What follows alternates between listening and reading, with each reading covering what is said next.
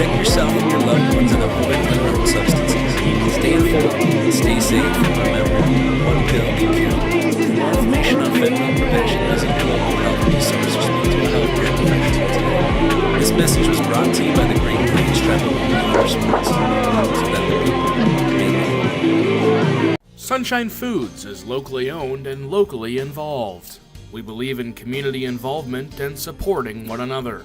We are your local community connection for high-quality foods, friendly service, and great prices. Our family-owned store offers a convenient one-stop shop where you can find everything you need, from everyday essentials to specialty items from around the world. Stop in and see us today. Sunshine Foods in Beresford. Shields All Sports Store is your one-stop for everything outdoors, with local experts eager to guide you through the widest selection of brands. Your one-stop for exercise gear to get working out or fashions for going out. And your one-stop for footwear in your size, your style, yours to take home today. Shields, employee-owned, community-minded, and like no place you've ever shopped before.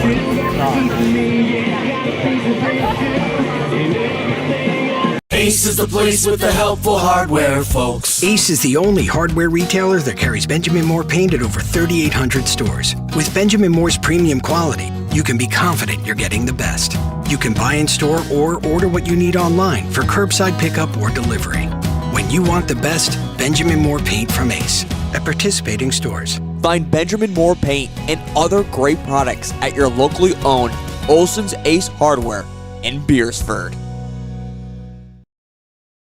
CoreCares helps individuals stay at home by offering caregiving, nursing, and medical alert systems in over 55 communities in South Dakota. Specializing in tasks like bathing, meal prep, and medication setups, our well-trained staff delivers exceptional care. We invest in our team through customized training and comprehensive benefits. To learn more,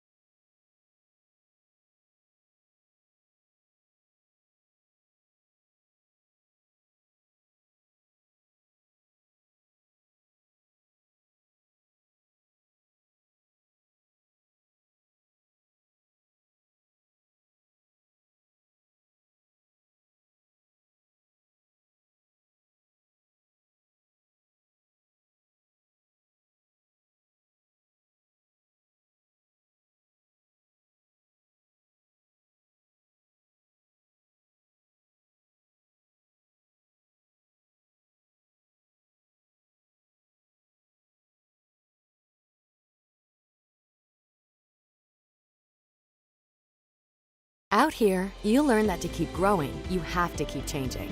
CHS and the farmers and ranchers we serve know all about change, because together we've changed agriculture. Looking for the perfect blend of relaxation and recreation? Discover the Bridges of Beresford Golf Course. Our beautifully maintained 9-hole course is perfect for every skill level. Need a space for your next event? Our modern event center is ideal for weddings, parties, and corporate gatherings. Hungry after your round? Enjoy our full food menu and stop by the Pro Shop for top gear and expert advice. The Bridges at Beresford. More than a course, it's your next great day.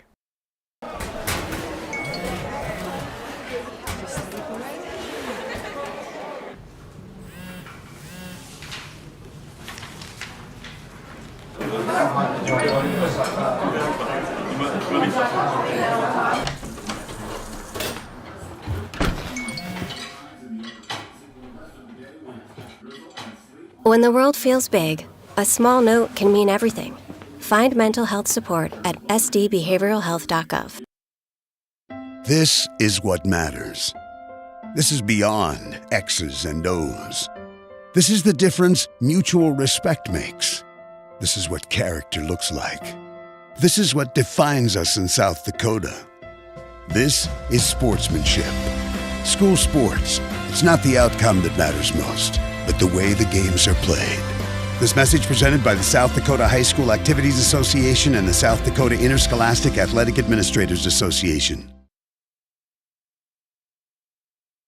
Beresford Telephone is your full-service local telephone company, providing telephone service, sales, high-speed fiber optic internet packages, and professional surveillance systems for both commercial and residential customers. Beresford Telephone also offers the only in-town gig-certified internet provider, which offers the highest speed services.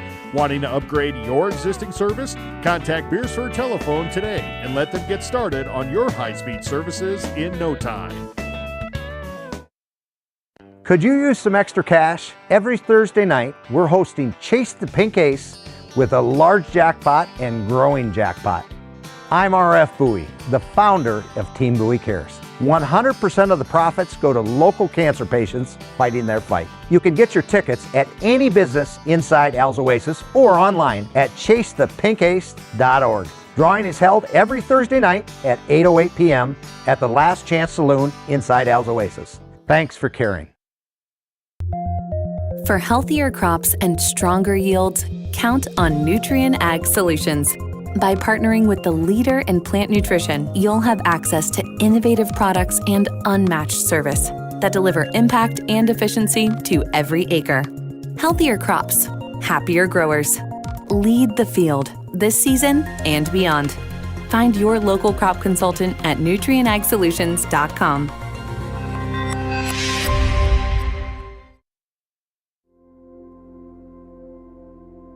Agriculture is like no other business, which makes Farm Credit Services of America like no other lender.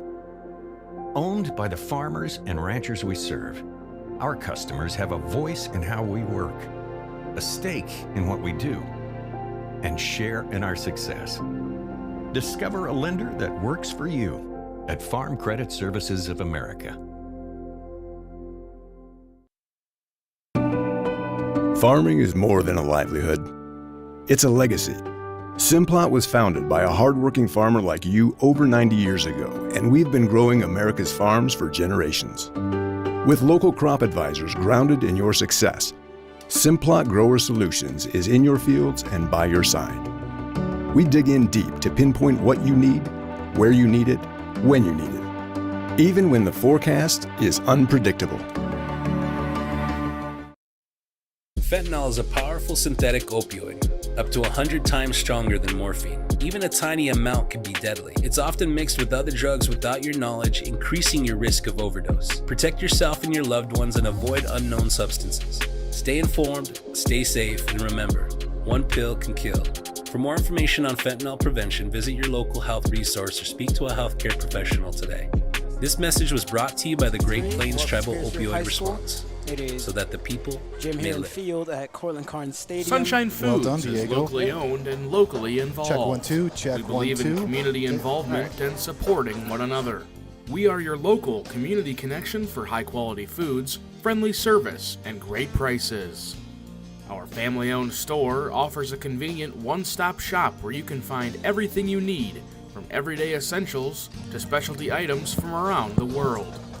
Stop in and see us today. Sunshine Foods. Hi fans, in welcome Beresford. to Beresford High School, Cortland Carnes Stadium, Jim Heron Shields Field. All Jim Heron Sports Field Store at is your Cortland one Carnes stop Stadium for this, everything outdoors, with 11B local matchup experts between the eager to Beresford guide you through Watchdogs. the widest selection of brands. Your one stop for exercise gear, to get working out, or fashions for going out. And your one stop for footwear in your size, your style, yours to take home today.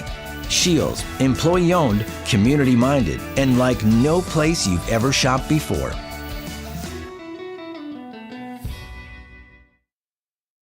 Ace is the place with the helpful hardware, folks. Ace is the only hardware retailer that carries Benjamin Moore paint at over 3,800 stores. With Benjamin Moore's premium quality, you can be confident you're getting the best. You can buy in store or order what you need online for curbside pickup or delivery. When you want the best, Benjamin Moore paint from Ace at participating stores. Find Benjamin Moore paint and other great products at your locally owned Olson's Ace Hardware in Beresford. CoreCares helps individuals stay at home by offering caregiving, nursing, and medical alert systems in over 55 communities in South Dakota. Specializing in tasks like bathing, meal prep, and medication setups, our well-trained staff delivers exceptional care. We invest in our team through customized training and comprehensive benefits. To learn more about job opportunities or services, visit our website at corecares.com. CoreCares, proudly serving our community.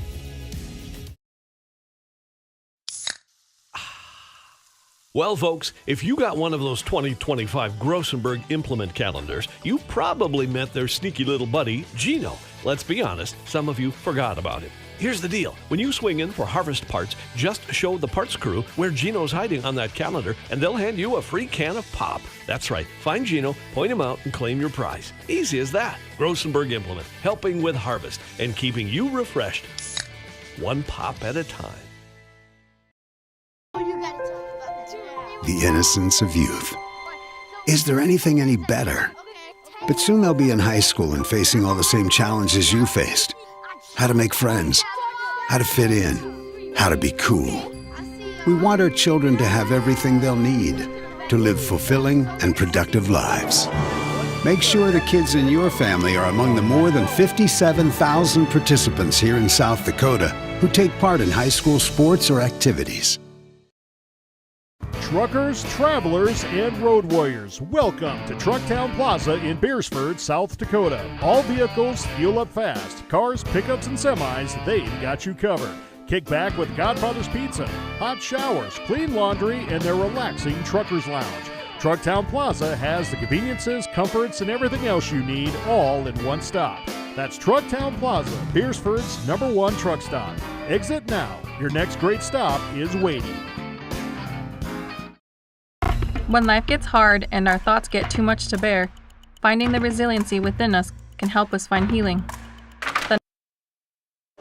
Okay, welcome Watchdog fans to Jim Heron Field at Cortland Carnes Stadium. My name is Diego Hernandez, and I'm here joined by Jeff Boom, live from Jim Heron Field in Cortland Carnes Stadium. Yeah, Diego, so exciting night tonight. We've got homecoming. Beresford fans are out full effect. Elk Point's here as well. #1 ranked team in the state, in the house tonight. Got to tell you, Diego, you know, when you're looking at your homecoming schedule, you typically don't want to see the #1 team come rolling in unless you're maybe ranked #2. But it is the circumstance tonight. And so we are facing a very tough, big, physical Elk Point team tonight. You know, it's one of those games you see what Beresford's going to be made of. I mean, we've had a couple games where we came out. We looked pretty good first week of the season. The next 2 weeks, frankly, there's a couple parts of those games. They look a little uninspired, and then they come back and have a huge emotional win last week, or 2 weeks ago in Bridgewater. Last week was a bye. Blocked punt to get themselves in a position to go down and score and take that game. And so tonight's going to be interesting. I mean, you got a team that's unranked. It's homecoming. They'll be jacked up and ready to play. We got the paint on the field. We got a big crowd. And you got the #1 team sitting right in front of you. So let's see what we're made of and see if we can give these Elk Point Jefferson Huskies a battle. Certainly will be. You know, obviously unranked versus #1 ranked. You know, look, you'd think the football players would be like a little bummed out, I guess, that they got the #1 team. But, you know, the fact that you get to play the #1 team is what really gets the experience. You know, it's always fun to play someone better than you because it gives you a chance to learn what you can do better. Yeah, and I mean, when you're looking at wins and losses for the season, you know, I think Elk Point knew what they had starting the season out. They're probably looking down their whole schedule. Maybe there's a game out there somewhere where they didn't already expect to be a W. this could be a game. Maybe they're overlooking Beresford. Maybe they're looking forward to Wagner. I don't want to call this a trap game, but sometimes things set themselves up so a team starts to look a week ahead. And if Beresford puts on the type of effort that they did last year, this game all of a sudden becomes a little bit more interesting. Now, with that being said, I stood out, watched the Elk Point moving company, meaning their line, walk into the stadium tonight, and they're big. They're physical. They look like they're ready to play, and I think they're going to be able to move some people out. They also showcase a really big running back. So as we start to bring the flag out here, it is homecoming, so Beresford Athletic Booster Club sponsors a flag, so the flag will be presented here very shortly. We'll also have a flyover, and then we'll have the national anthem here played on electric guitar. So we'll take a break here and turn to commercial. 988 Suicide and Crisis Lifeline provides 24/7 free support for anyone in suicidal distress or emotional crisis. All texts and calls are anonymous and connect you to local resources that uphold cultural values and pave the way to healing.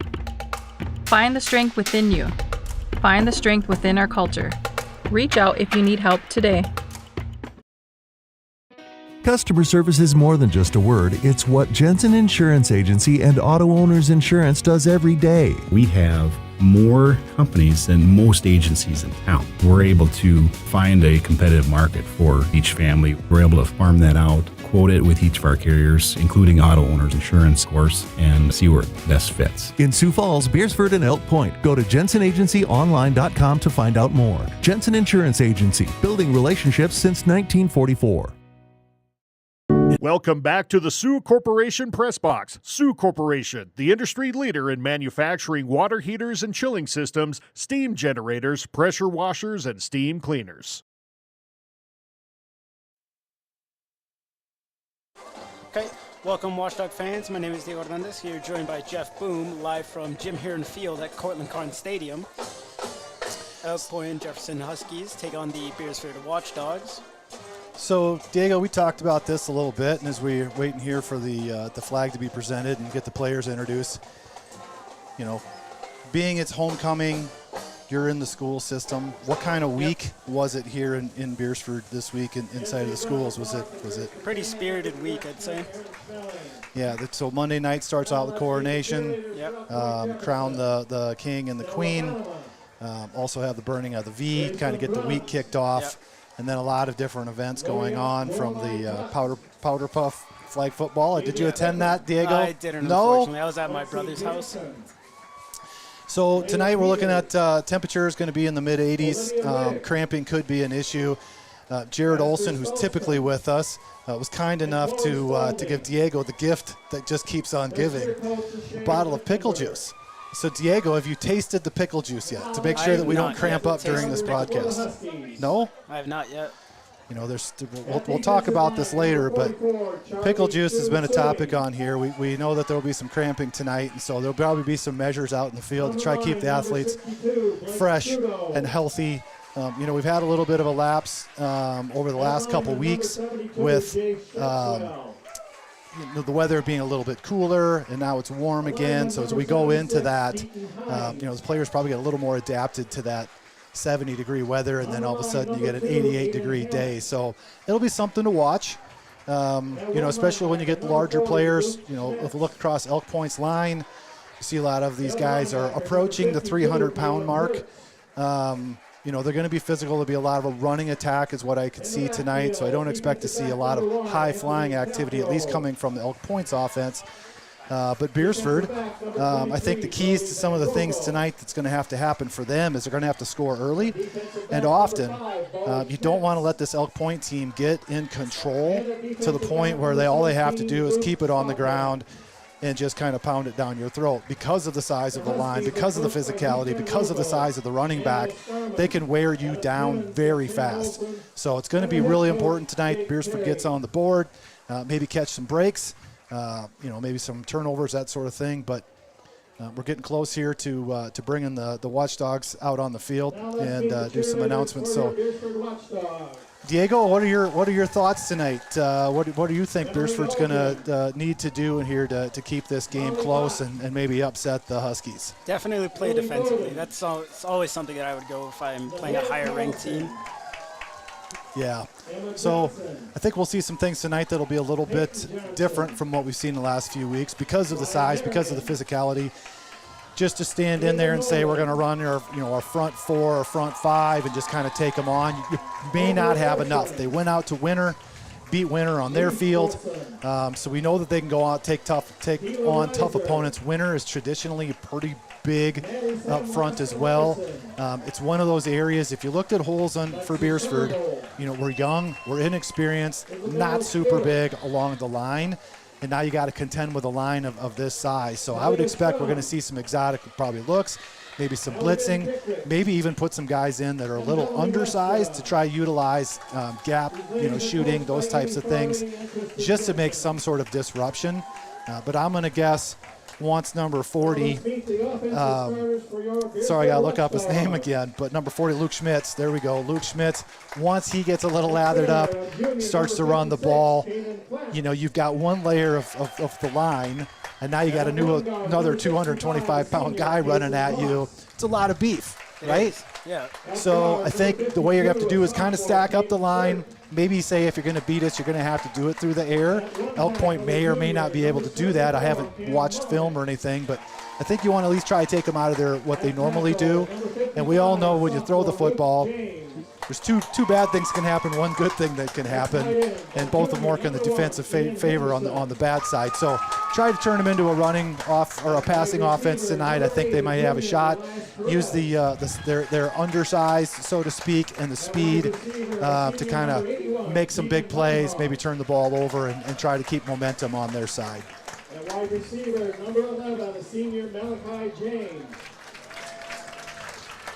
So Diego, were you at the game in Bridgewater by chance? I was not there. Okay. So back and forth game. Beresford, as I mentioned earlier, big play.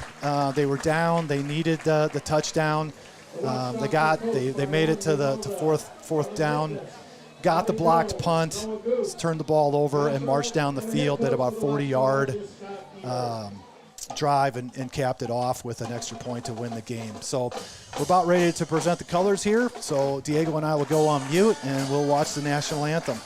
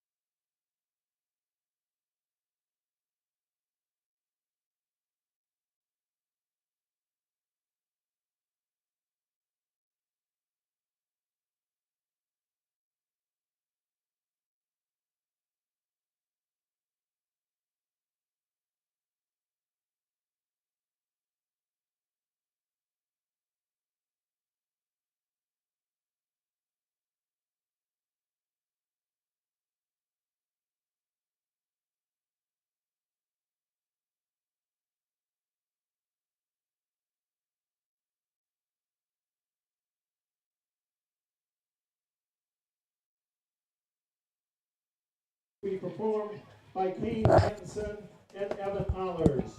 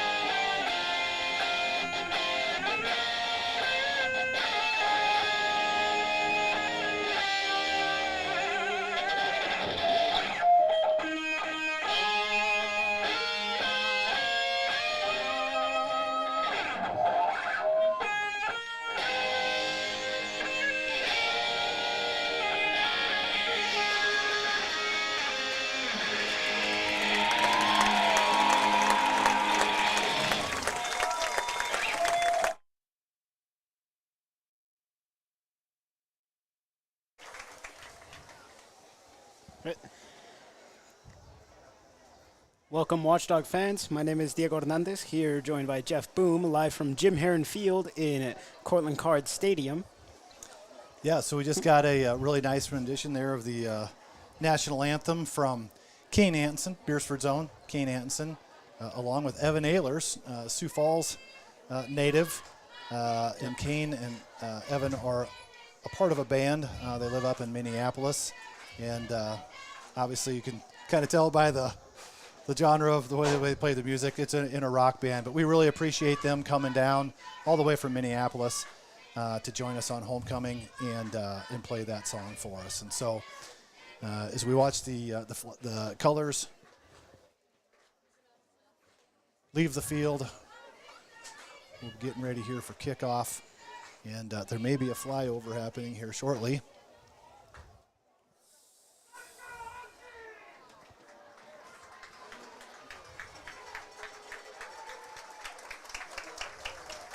All right, maybe we don't have a flyer coming over. I know there was some complications with there. I think the plane had some other commitment. There may be some weather coming from that area that they were at. So I think they had to take off a little early, and we won't get the flyover tonight. But still a special night. It's homecoming in Beresford. Teams are about to meet out in the 50-yard line for the coin flip, and we'll get ready to kick this thing off. So you excited, Diego? Yeah, I am, actually. So it's this is a new deal for us, right? You and I are up in here. Jared's running the camera, so now you get to pick on Jared tonight. Yeah, I do. Jared, how do you feel about that? If the shot is not the best, I am a rookie at this, so I'm going to be learning here as we go. Little clarification on the pickle juice. That was Tara Berian, Axel, one of our very own at Dogborn Entertainment. His aunt found that and brought that for us, so that was something we'll kind of get back to later. There's some nutritional value to that, and we'll get to the claims on the side of the bottle when we get a little later in the game here. Yes, Jared, we're definitely going to get to the ingredients. We'll talk about that. I think we're going to have to bust this thing open and give it a taste tonight, Diego. I just don't see how we can get through the night without us taking a little bit of pickle juice here. And number one, I don't want to cramp up here. It's a little warm up in here tonight. The last thing I want to do is be limping around as we cover this game tonight. So it's exciting. They're just about here. The coin has been flipped. We're going to find out whether the Dogs are receiving or kicking here very shortly. Looking at the flags, we still have a breeze coming from the south. Based on what I've seen in the forecast, I don't think that's probably going to calm down a whole lot. It's not going to probably affect play a whole lot. Maybe some in the kicking game, perhaps. But for the most part, maybe a 10 to 15 variable type of wind. And if you're a player, I would rather have that breeze going on right now. If it's 82, 85 degrees right now, you'd prefer to have a little bit of a breeze.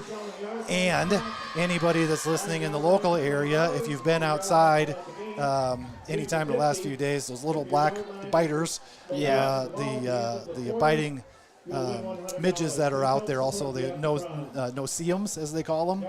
A little bit of breeze would help with that. I don't see anybody really batting themselves in the stands, so they apparently aren't too bad. I see some people are covered up. Just decided tonight to wear some long sleeves.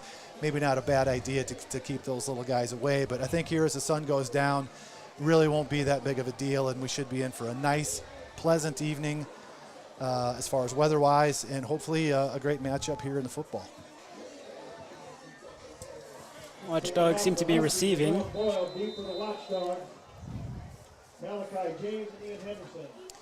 Elk Point comes out with almost an onside type of kick to try probably prevent Watchdogs from setting up a return. You don't want to give up any big points here right away when you get this game started. And so Beresford's going to start out with some really nice field position here on the 39-yard line to get this game rolling. So, Diego, what do you think we'll see here from the offense tonight with Watchdogs? We're going to see something new. I think they've kind of decided on their offensive line.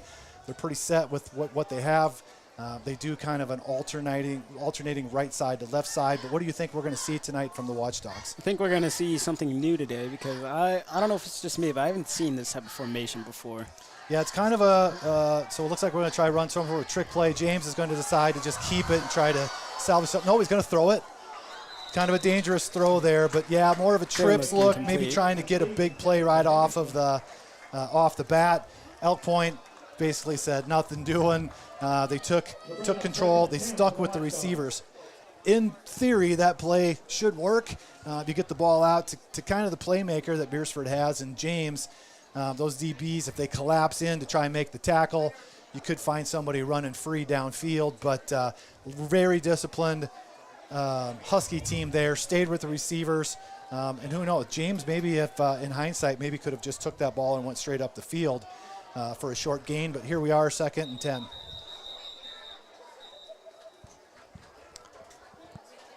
All right, we've got a legal. The ref was signaling. Yeah, we've got a legal motion on the Watchdogs. Someone maybe got a little jumpy. Still kind of nervy here in the beginning part of the game. I will say, Diego, these types of penalties, playing a number 1 ranked team, it can be devastating to you. You can't give up yards when you're facing a team like the Huskies. They're going to make you earn every single yard that you get, so you don't want to give up yards by just undisciplined penalties. So hopefully the Watchdogs can kind of shape up on that. James. It looks like he got the ball back. He did fumble. James on the carry. He does recover his own fumble. Avoided disaster there. A turnover right there would not be the way you'd want to start off. Obviously any game, but with a team like this, you definitely want to keep momentum. If you're going to turn the ball over, you'd really prefer that to be in the form of a punt. And make the Huskies go the long distance versus a short field, starting within their own 40-yard line. So here, Diego, 3rd and 11. Were you guessing we're going to air it out here, or are we just going to play conservative? Probably going to play conservative here because so far we've kind of seen that, just trying to keep short gains. Flags flying again, another penalty. Yep. We'll see what this one is on. I'm going to guess typically when you see these types of penalties that start right when the play starts, it's going to be against the offense, and it definitely looks like it will be. Another illegal motion. Somebody's jumping. So there's just some of these things that you just can't allow to have happen. So I'm sure there will be some stern comments on the sideline here. I didn't see where it came from. It looked like everything was pretty stationary to me. Maybe I'm not paying close enough attention, but it looked like everybody was pretty set. So somebody must be moving around a little bit, but those are just the types of things that you just can't do against a number 1 ranked team. Yeah, really don't want to see any penalties, especially in the first quarter. Lots of pressure coming on Oberle. He rolls out, throws with his left hand. Just enough space or airtime to get it to Schilling, I think. Yeah, just enough to get it to Schilling, kind of avoid a deep sack, maintain somewhat of the same field position you had. Obviously you don't want to give up a sack and give up more yards, but essentially got back to the line of scrimmage. And you could see the amount of pressure that Elk Point Jefferson was able to put on in a quick manner. Now that play might have been designed to let them come through and hope that we could kind of flip it out to Schilling, maybe run some sort of a screen, but Oberle with a athletic move was able to at least get it out of his hands with his left hand and kind of save them from a sack. Nice punt from Hammenberg. By their 29? Yep, looks like it stopped about the 29-yard line. So here we go. We're going to probably get a healthy dose, I have to think, in this first series of Schmitz, just to kind of see if they can soften Beresford up a little bit. In Elk Point, just looking at them from last year too, remembering some of the game, they've got a massive line. They are able to run. I think what they like to do is hit you in the mouth over and over again. And when you finally go, okay, we're done with that, we're going to stop you and try overload a side. They'll run a tight end drag to the other side and hit you on a big play. And we're already off to the races here on the very first play of line of scrimmage. And they're going to take this one all the way to the house. Bo Schmitz, senior running back, 5'8", 165, had enough in the tank there to take that handoff, weave his way through some traffic, and go the distance of a 72-yard touchdown run. This is not the way you want to start out. You know that you're facing the number 1 team. You have kind of a sloppy first possession.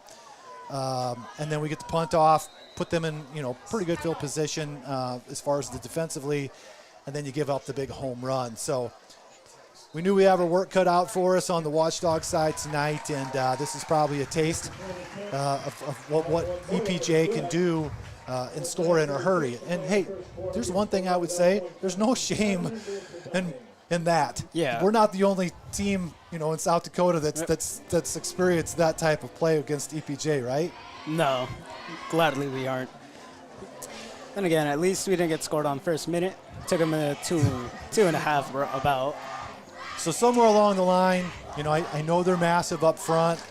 He got to the second level pretty quick, weaved his way through, and obviously has enough wheels there to kind of outrun everybody and take it to the house. So as we mentioned earlier, scoring often, scoring early is kind of the key in these games, either side of it. And so Beresford right now, you've got to at least pick up some first downs, get a little momentum, find something that somewhat works to try to establish some momentum here. And then obviously you got to force EPJ to put together some drives versus just big hitters. And Ian Henderson with a nice return, gets the ball out. Similar position to where they were on the first possession. They're on the 38. It looks like they're going to start out on the 36, 37. Diego, what do you see here? Do you get desperate this early and start to throw the football consistently, or do you try to establish a run game? We haven't really seen them do anything other than a little bit of a sweep. Do you try pound it up the middle against these 300-pounders? No, getting desperate around like this early, it's not worth it, especially since there's too much time for something to go wrong. Okay, we gave it out to James. James gets out to the left gets side. A good run. James gets off the out left to the side, takes it all the way down to the 35. So we saw them try to run it to the short side of the field on the first possession. Now they ran it to the wide side, let James get a little momentum. This is the type of thing that we're talking about. This is where if you can get the momentum, start to put Elk Point a little bit on their heels, and ultimately, are they going to be able to run inside on guys this size, this physical? Typically you're not. The ends and the sweeps, those are probably going to be the softer points, and you got to just kind of use, we had a bad handoff here. Continued, just miscues here on Beresford are going to hurt them. This one here, tried to run basically the same play. I don't know if Oberle meant to hand it off and wanted to pull it out, wanted to hand it off. You see James kind of looking with his hands out like, was I supposed to take it or was I not? I don't know if it was a run play option, but either way, it was just mishandled either by Oberle or the handoff didn't come clean. And this is the spot, Diego, where it gets tough because now instead of 1st and 10 and you got something rolling, now you've got 2nd and 15, exactly where Elk Point wants you. Elk Point Jefferson, sorry. Yeah. I'm old school, Diego. It still goes back to when I was in school. Elk Point was its own school. Jefferson was its own school. Yeah, I had that problem a bit yesterday. We had to remind ourselves every time it's Elk Point Jefferson, not Elk Point or Jefferson. So now we're going to move it back a little bit again. This is the type of thing where the coaches will want to pull their hair out. You ultimately you got 1st and 10. We turned it into 2nd and 15. Now you're looking at about 2nd and 20. I can't stress it enough. This is the type of thing, no matter who you're playing, these are just difficult down and distances. So you don't need it all on this play, but you want to get it back, at least get a 10-yarder, 7 yards, something along the line. Try to make it somewhat manageable. Another flag on the play, maybe a face mask. Kind of in the area where the tackle was happening. I'm going to guess this one could be against EPJ.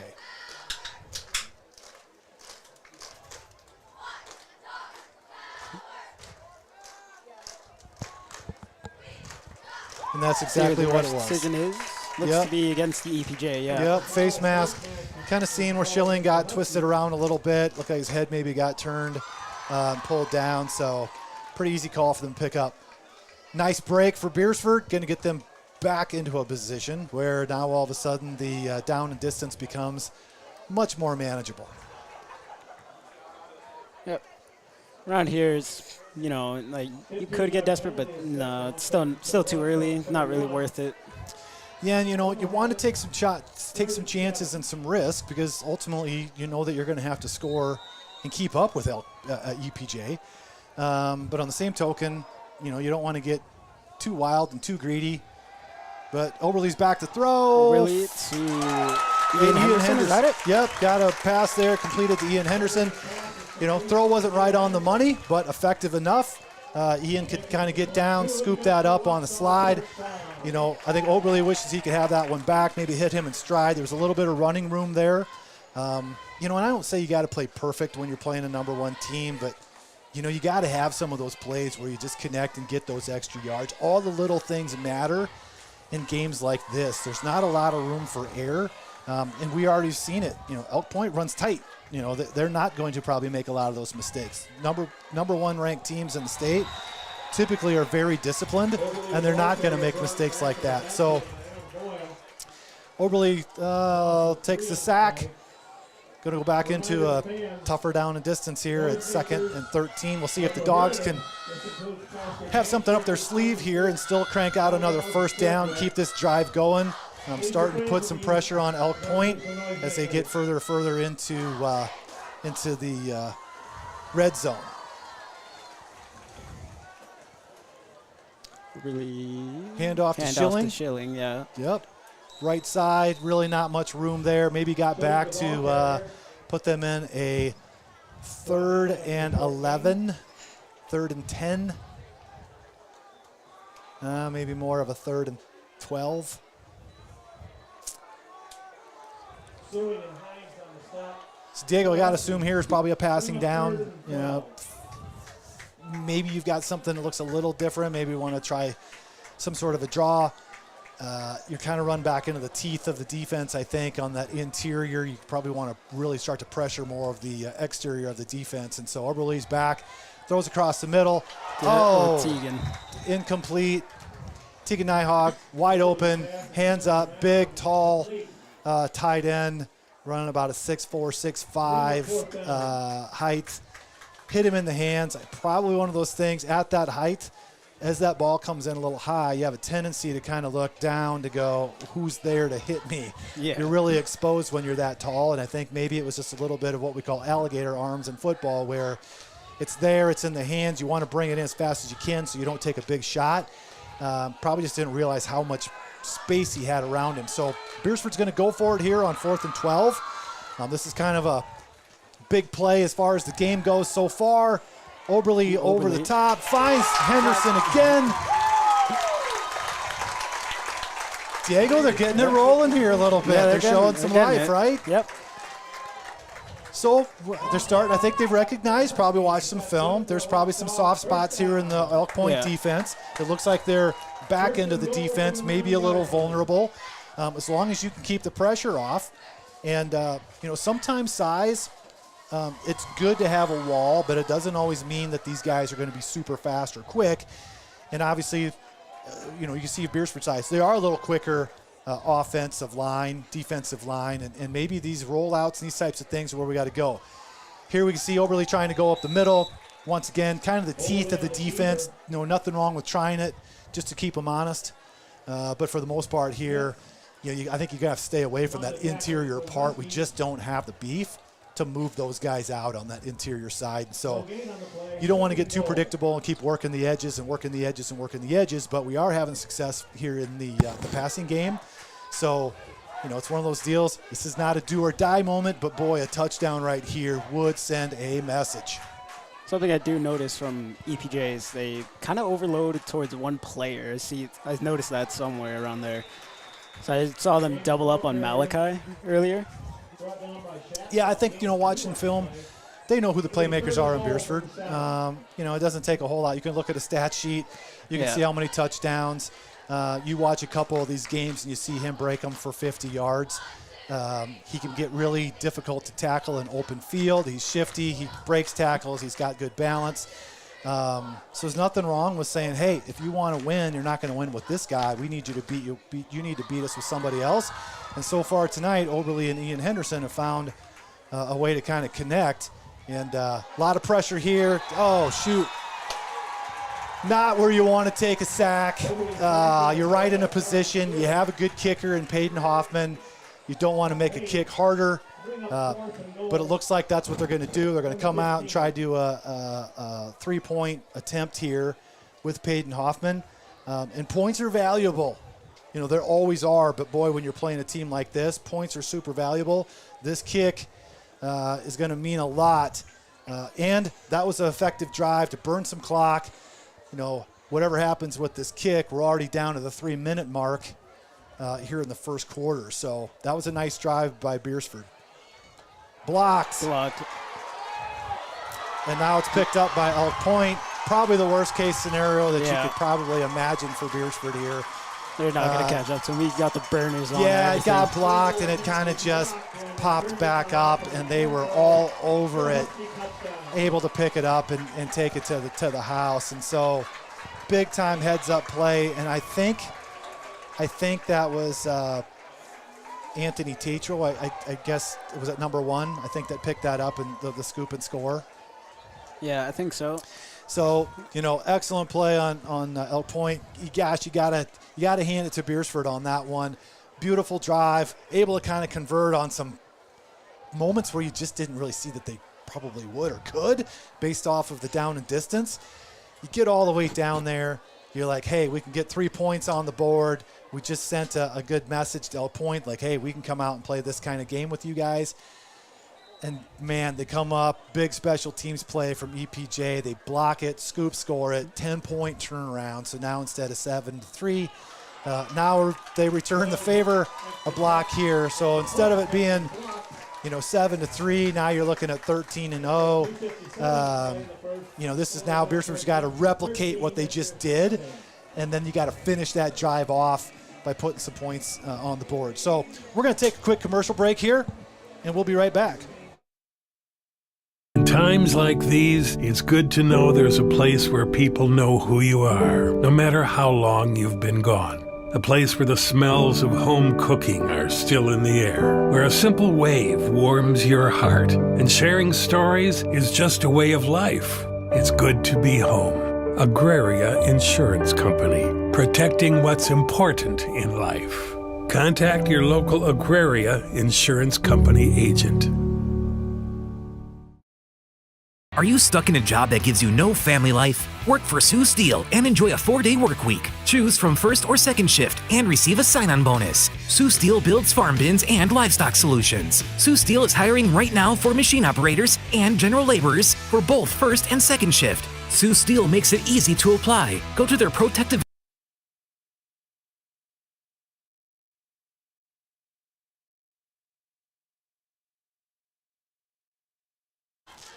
Okay, welcome back, Watchdog fans. My name is Igor Hernandez, here joined by Jeff Boom, live from Jim Heron Field, Cortland Carnes Stadium at the back of Beresford High School. It is Elk Point Jefferson Huskies taking on the Beresford Watchdogs. Currently, Huskies leading 13 and Watchdogs still at 0. So, Diego, this is going to be one of those weird stat sheets. We're not even near the end of the first quarter. Elk Point's run one play the entire quarter. Yep. Put points on the board. Oh! Almost caught on. Oberly threw in a little bit of a mess. That ball got a little higher. He might have got it over the top. Henderson would have been off to the races. Said weird stat sheet. Elk Point, one play from scrimmage, 70-some yards in total offense. Beresford's basically had the ball the whole first quarter. And it's just an unfortunate set of circumstances with a blocked kick.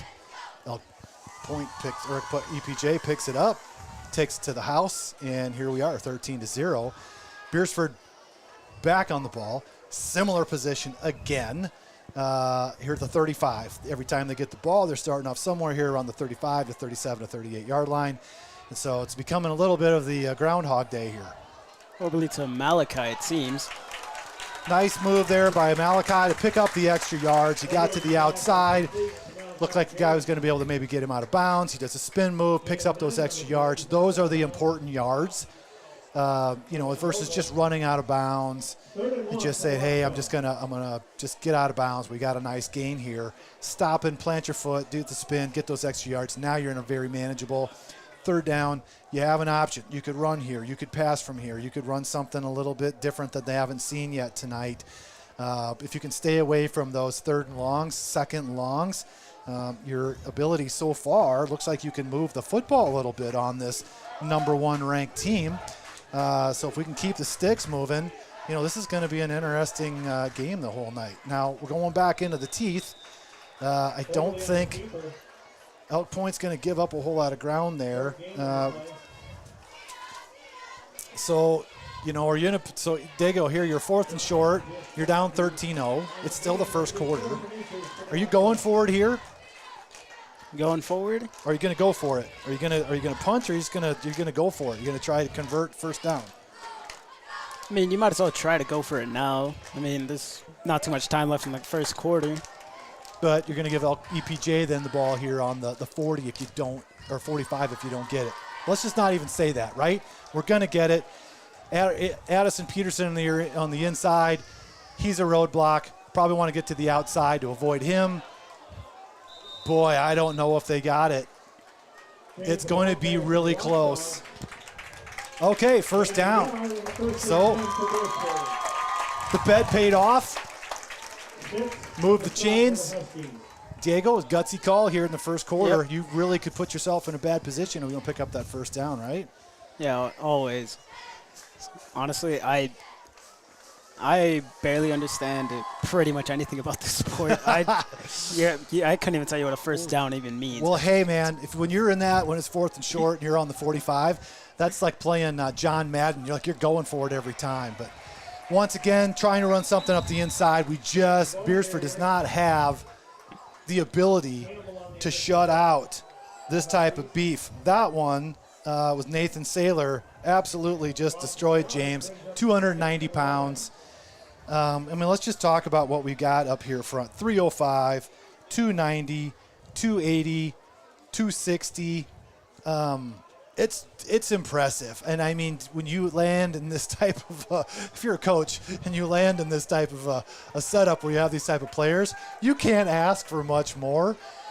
However, Beresford's been able to move the ball. I think you got to stay to the exterior. You got to keep it in the air. Good catch there from Malachi. Nice catch. Another one of those overly just not dialed in tonight on the pass play. Once again, James in open field. He catches that without having to dive or fall on the ground. He can pick up, 3-4 more yards there. But when you got to sprawl out, lay out for the ball, end up on your belly, it's a decent pickup of 3 yards, but ultimately, these are these little things that have to happen. Now back to pass again. He's got Elias Perez was open. Had a couple passes now tonight. Hit guys in the hands. As I always say, bad place to hit you. Right in the hands. Those are the types of catches you got to have. You just got to have them. So now here we are. Now I don't think you go for it. 4th and 7. The gamble paid off before. That's a little easier one to swallow, 4th and a half a yard. I don't think I'm going to give EPJ the ball. As dangerous as they are on offense, I'm not just going to turn it over here in the middle of the field. Let's make them earn one here. So Hammenberg back to punt, gets a beauty. Nice spiraled kick, hangs up high, forces EPJ to go for a fair catch. He just lets it hit the ground. Schilling picks it up on the 26, and that is where EPJ will take over. Let's take a short little break here, and we'll be right back. Vision and Lennox for walk-in interviews Monday through Thursday from 1 till 5, or apply online at SueSteel.com. Join the Sue Steel team and work a flexible, family-friendly 4-day work week. Do you have a pest problem? Got bats, ants, termites? Family owned and operated, Olson's Pest Technicians have had over 50 years experience taking care of pest problems in places across South Dakota, Nebraska, and Iowa. Utilizing brilliant methods such as Centricon bait stations for termites and Vicane treatment for bed bugs, there's no pest too tough for Olson's Pest Technicians. If you have pest problems, call 800-KILL-BUGS. Welcome back to the Sioux Corporation Press Box. Sioux Corporation, the industry leader in manufacturing water heaters and chilling systems, steam generators, pressure washers, and steam cleaners.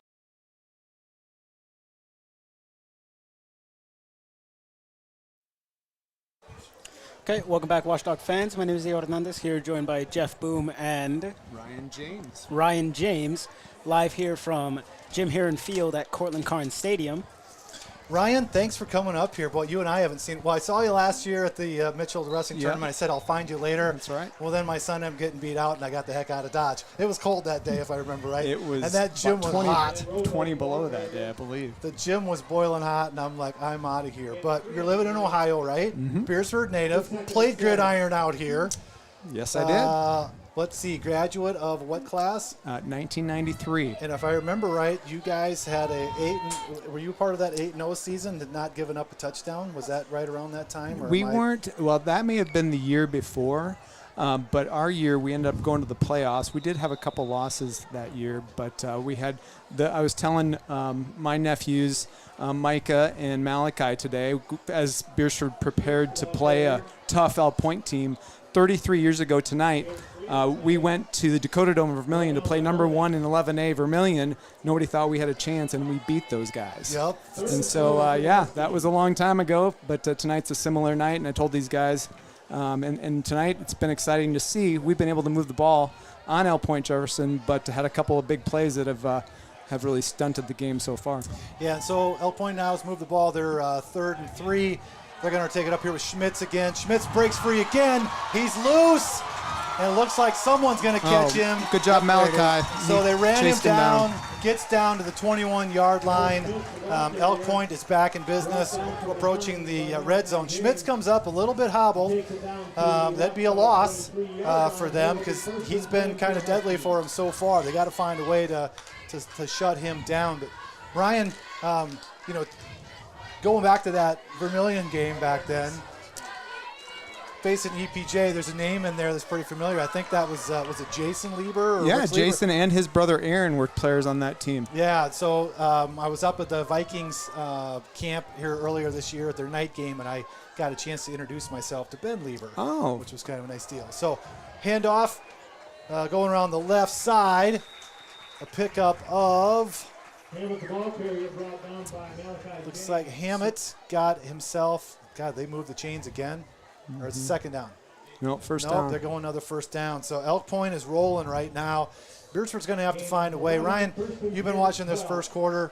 You said it right here before we got on. Beresford's been able to move the football. I really liked how they've had a good mix of the pass and the run. There was a good play, sweeper on the left. We gained 29 yards, and then it had added some spotted passes in there, and we've moved the ball. And some of it what's been detrimental, and they've overcome it a little bit, but early in the game, a lot of those undisciplined type of penalties where you're jumping off sides, and then Elk Point gave, I'm going to say this all night, EPJ handed him back with a face mask to get him back in a position where now it's a little more manageable down in distance. But boy, those little mistakes like that will cost you. And, there's no shame in giving up points to this Elk Point Jefferson offense because they are loaded and they are really good, and we aren't the only team that they can do this type of offense on, but that little dinky mistakes do catch you in the long run. And Beresford basically owned the football for the first quarter. Yep. Now Elk Point hasn't had to have the ball a whole long, and I think that they just scored again.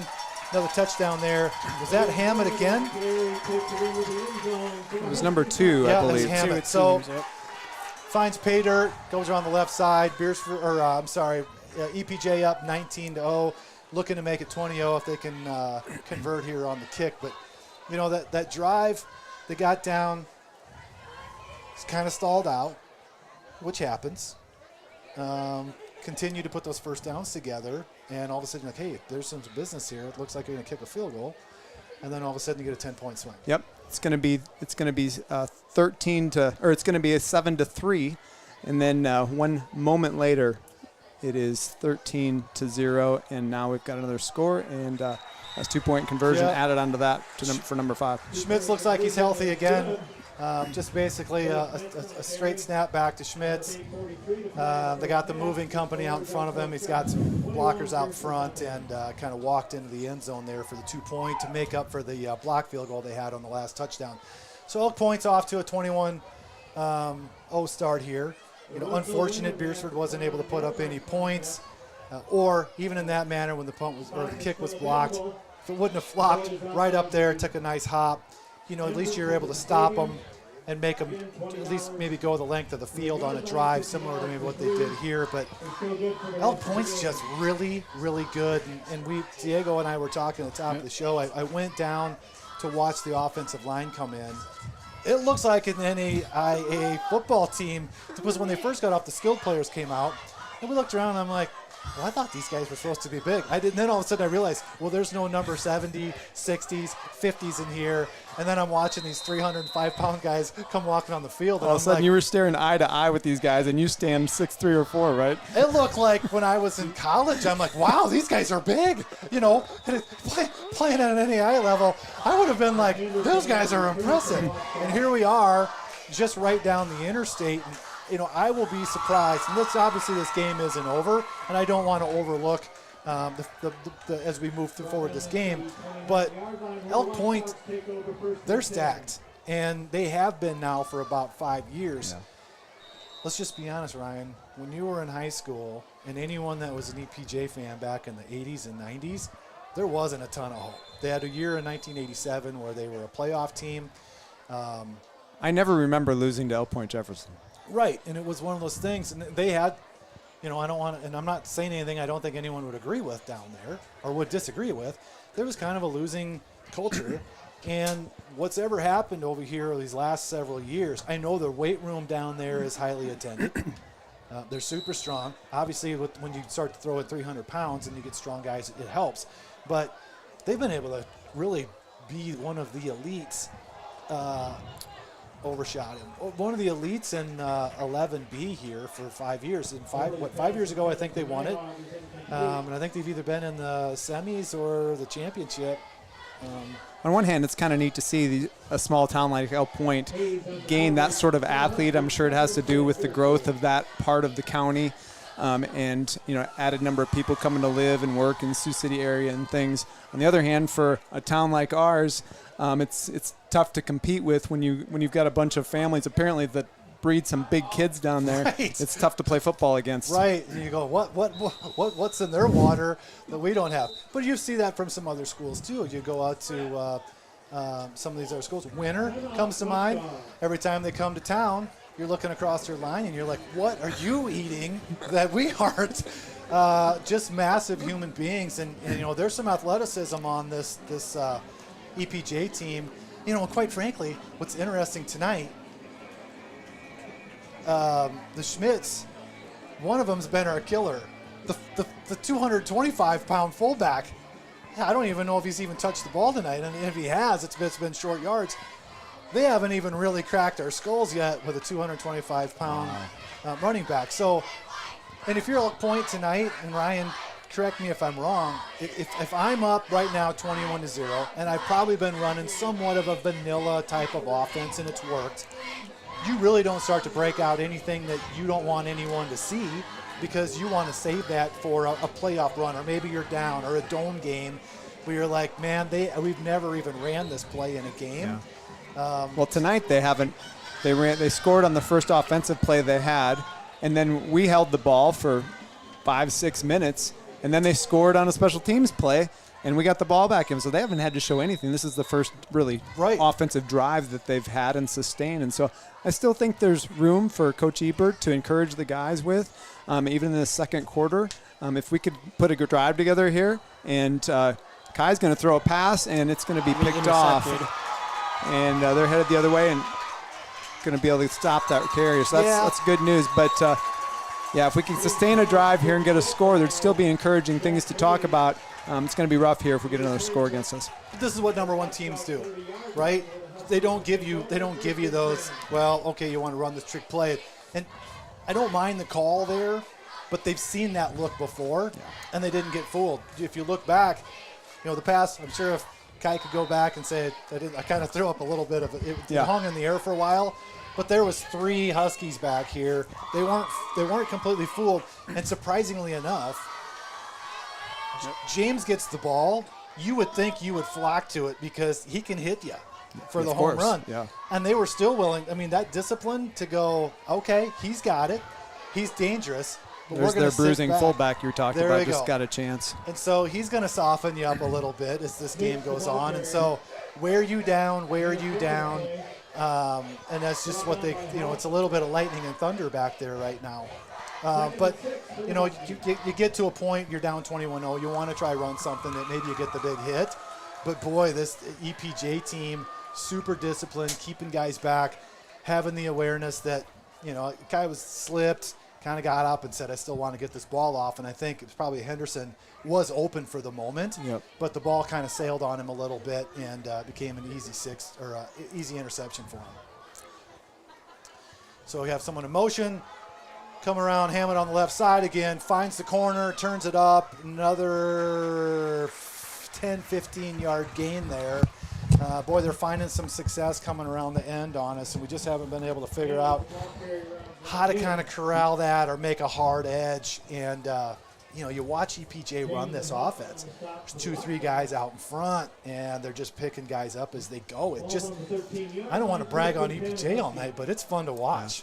Yeah, that it is fun to see some power football like that played. They don't get too excited about throwing the ball. They're just content to hand the ball off, open holes, and gain yards. I will say that I was really encouraged just to hear some of the guys talk this morning. Obviously, just if you just look at I don't know what's going on with the call here. There's some confusion on the field. Something with the clock, perhaps. It looks like they're looking at the clock and they're yelling up to the clock controller to get the time changed from 7:11 to 7:15. But it was real clear this morning in talking to the guys that Coach Ebert done a good job with the bye week, coming off a big win on a last-second extra point here 2 weeks ago tonight, that he had convinced them that these guys had a chance to come in here and play against these guys, and I think he was right.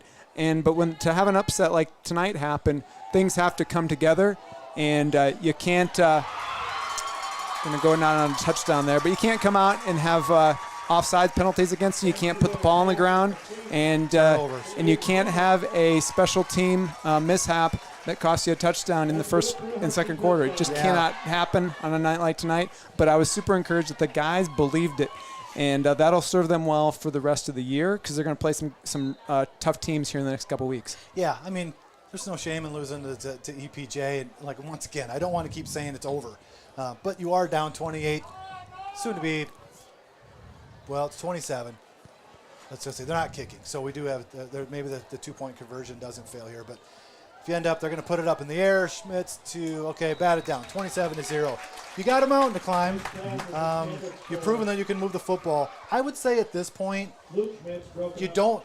We just saw what we tried to do here. You want to hit the big play. It's 27-0. Get back to basics. Get back to doing what you were doing.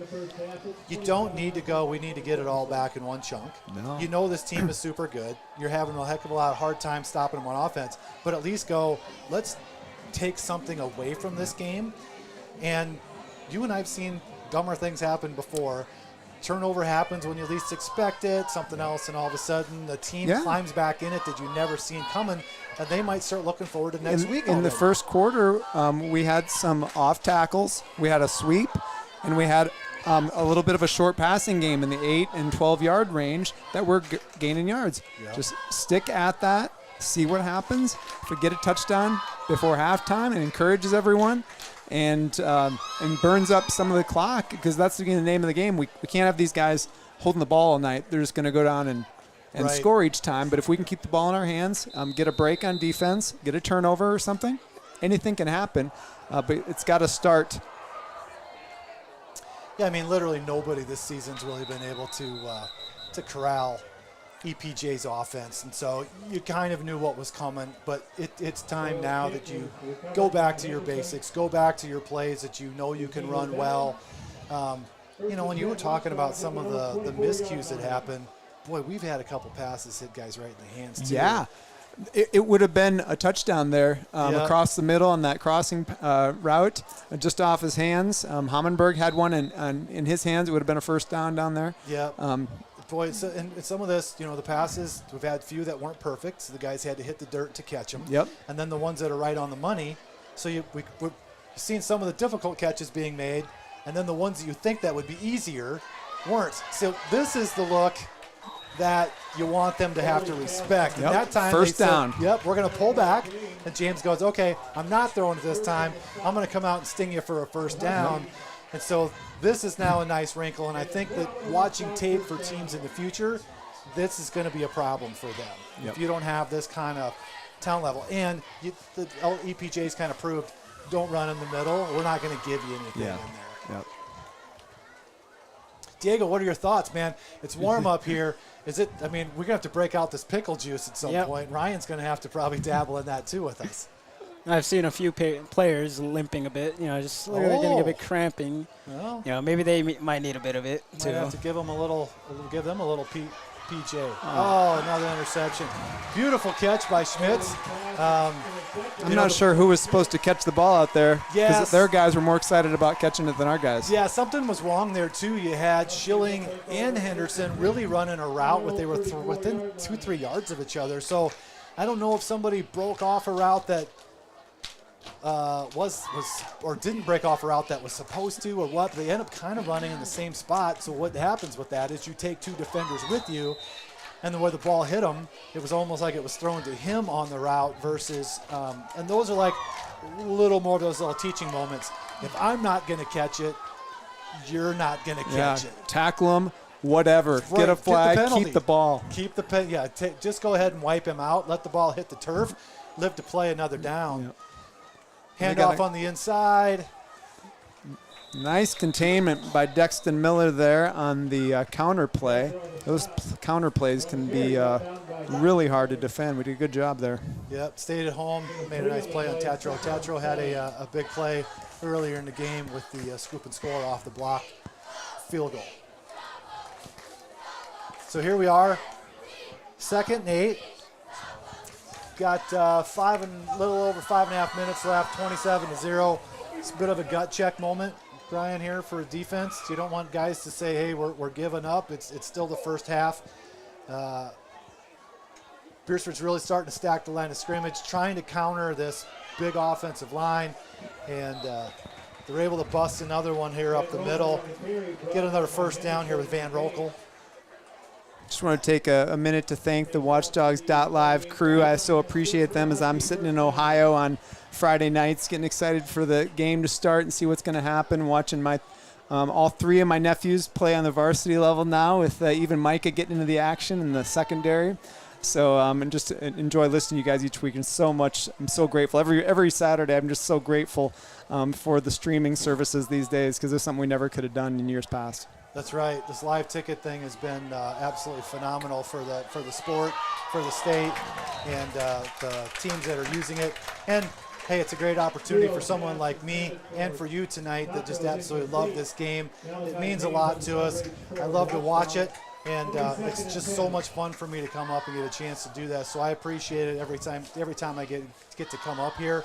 And the fact that Jared asked me to come back is always a shocker, because he's not listening right now, but he and I always have fun up here. And tonight we got Diego joining us, and Diego's still learning the sport.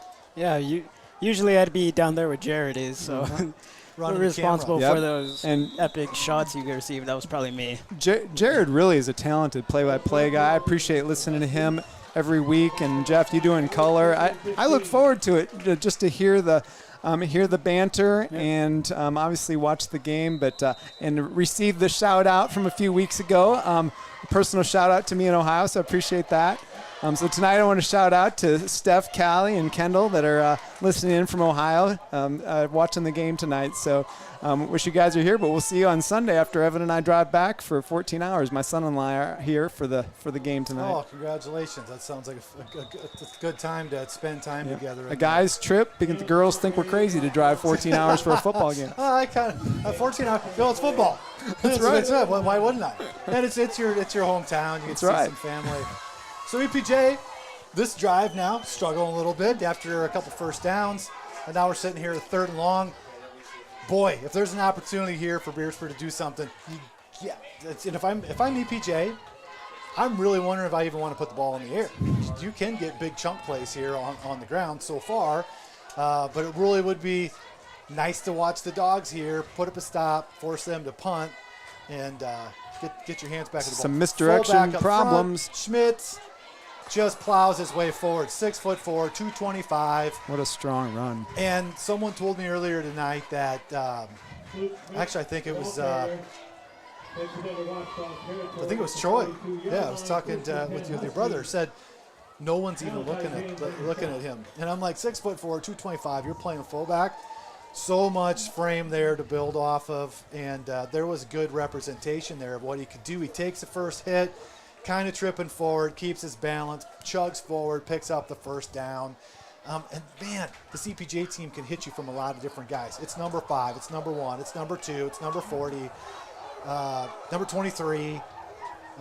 We haven't even really seen the quarterback even do a whole lot of keepers. So a lot of talent in the skill level, but team's probably looking forward here, watching this film. Beresford maybe exposed a few things in the secondary. If you get a team that's got a big enough front to keep pressure off your quarterback, and you got a quarterback that can move the ball a little bit and throw it with a receiving core, it could get interesting. Second and 3, EPJ. Up 27-0, 3 minutes left on the clock. Handoff up the middle again. I might have got a little confused, a little misdirection there. Moving it again to 3rd down. We'll see if the Watchdogs can find a way to get a stop here. We're probably now across the 50-yard line. EPJ at this point is probably not going to punt. We're probably still in 4th down territory, so I would assume we're going to see the same as what we've seen in the last several drives of just a straight handoff up here in the middle. Wouldn't be surprised if this goes to number 40 and he just goes and tries to churn out a 1st down. Nope, they're going to try to hit the outside again. Schmitz gets the cutback. Great stop and hit. Is that short of the – I can't – Looks like boy, that ref down. got excited about calling the 1st down from behind the line of scrimmage. I think they probably got it by a yard or two. The chains, it's hard to see with the crown of the field. Yeah. But looking across there, Okay. I think that he probably got it by a yard or two. Nice stop, though. That could have been a chunk play. Yep, and we had a good couple of tackle. good guys come up and pursue on that. And the way as elusive as Schmidt's been all night, kind of surprised that he didn't make somebody miss. I know. But if he does, he is off to the races again for sure. A pass play from EPJ. Uh-oh, and now the empty center of the field is difficult. Makes a move on the outside, gets tackled, probably down about on the 13-yard line here. EPJ back in business in the red zone. That's something we haven't seen yet tonight. So there was a new wrinkle. Quarterback's back, takes off, he's got some wheels. Also got some skill. It's what good teams do. You know, our secondary obviously covered some guys on that play. Yep. But all of a sudden, the quarterback was staring at a blank field, and he ran it for 15, 20 yards. Yeah, right now we're seeing some things on display. There's no doubt, you don't have to question why they're ranked number 1 in the state. Big offensive line, moving to the outside, pushing people out of the way. Gets them back into pay dirt. 33-0, minute left in the half. See if EPJ now, are they going to, I don't know if they tried to kick earlier. I'm going to guess they're just going to kind of consistently go for 2. That puts them at 35.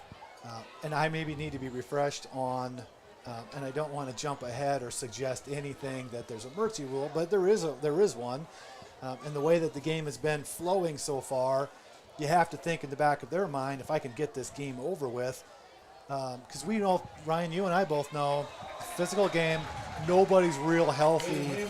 Beresford's coming off a bye week, probably got to get a little fresh, but you come into these games, as you get further into the season, as a coach, as a player, you have your fingers crossed every single week that you don't lose somebody or you don't get hurt yourself, and all of a sudden the whole playoff thing starts to change, and so you got to think, you start to go, okay, how do we get off this field? Yeah, when you look at the scoreboard going into halftime here, both coaches are going to be asking themselves, how do we handle this going for the rest of the whole half? And you maybe start to see some JV players get some opportunities, maybe on both sides of the field, and get out of here without anybody getting hurt, and still, salvage a good night by getting some positives even for some of the younger players. And, quite frankly, EPJ's looking at, in their mind, they're looking for a playoff run, championship type of effort. Beresford right now looking like they could end up at 2-3 at the end tonight. Here we are in the first half, maybe already talking about the record and some things, but ultimately you also want to come out of here unscathed, because 2-3, you still got a shot here at playoffs. You don't have an easy light schedule to get there, but does 3 wins, 4 wins get you into the playoff mix? It very well could.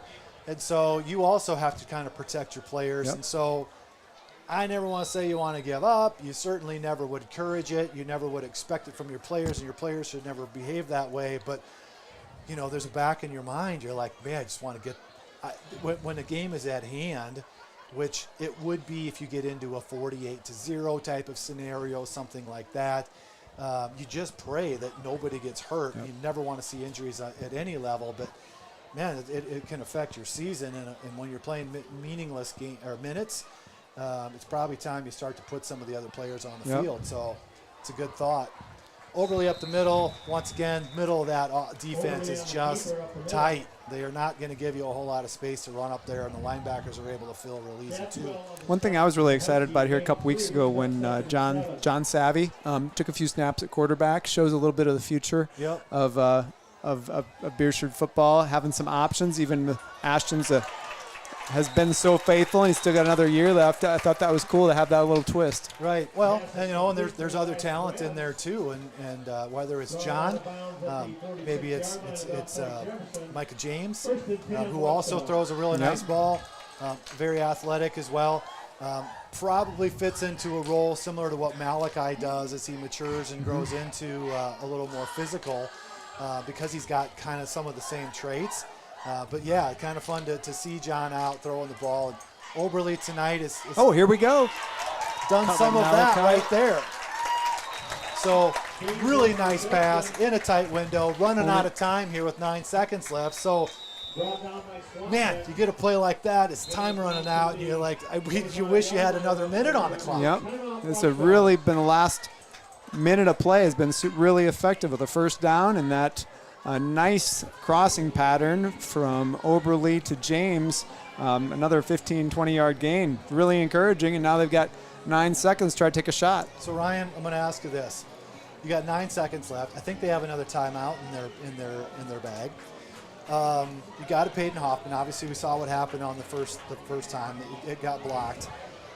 Do you try to throw it in the end zone here and try to get 7? I mean, you're down 33-0. Does 3 points even do you any good?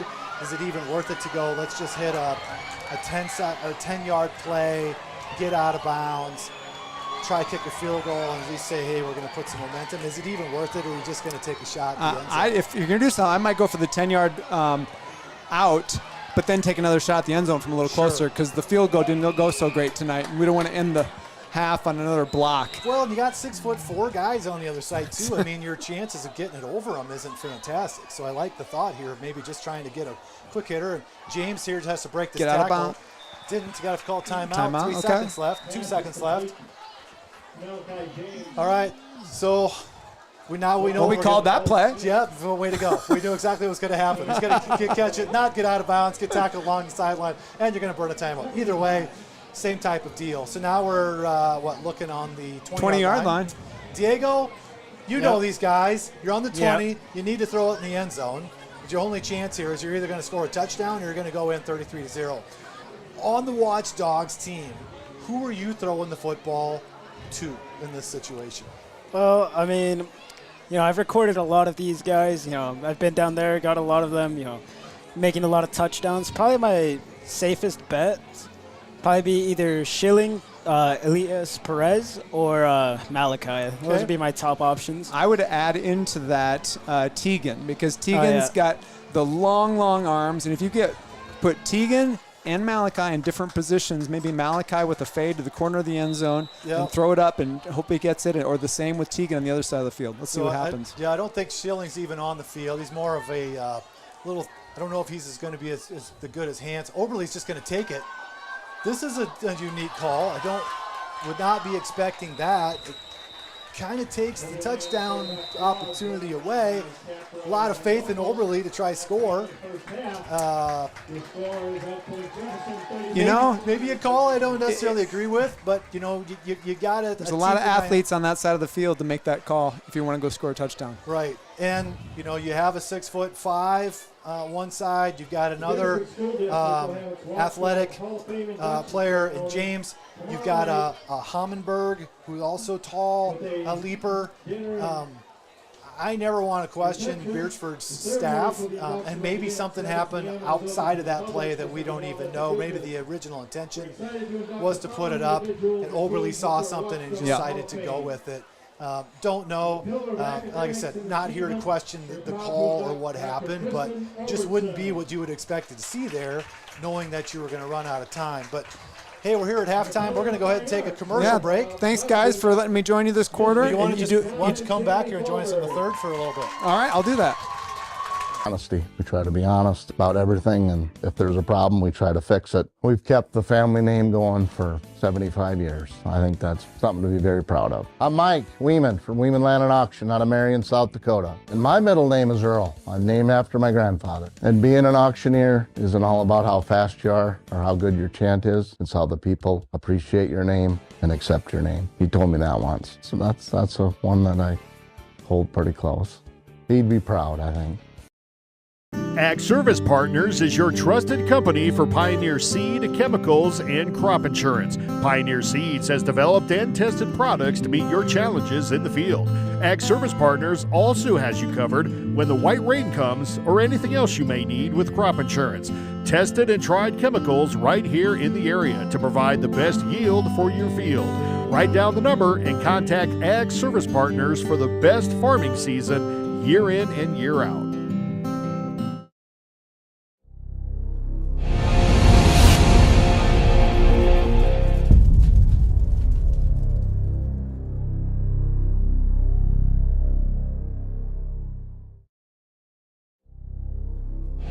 For over 80 years, Sioux Corporation has been designing and manufacturing industrial pressure washers, steam cleaners, water heaters, water chilling systems, and steam generators to serve the needs of their customers. Sioux premium equipment is designed and built with reliability, performance, durability, and user safety as its top priorities. Sioux is locally owned and operated in Beresford and a proud supporter of all things Watchdog activities. When it comes to advertising, reaching the right market while giving back to the school is just plain right.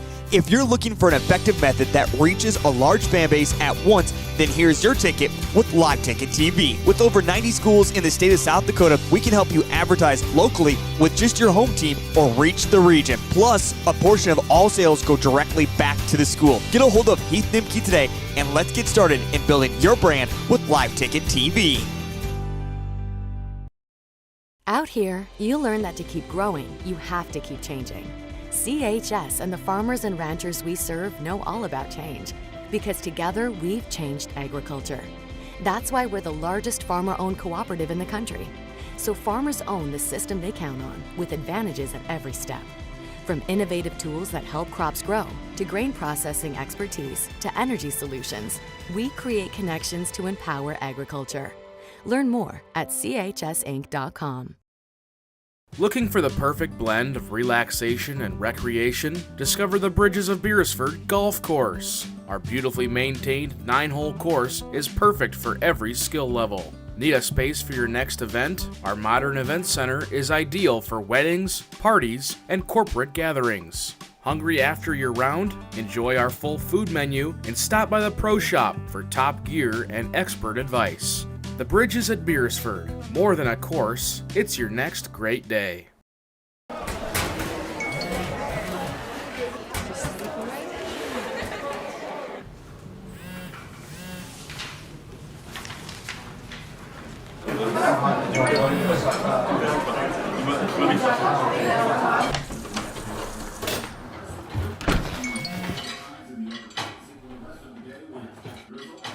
When the world feels big, a small note can mean everything. Find mental health support at sdbehavioralhealth.gov. This is what matters. This is beyond X's and O's. This is the difference mutual respect makes. This is what character looks like. This is what defines us in South Dakota.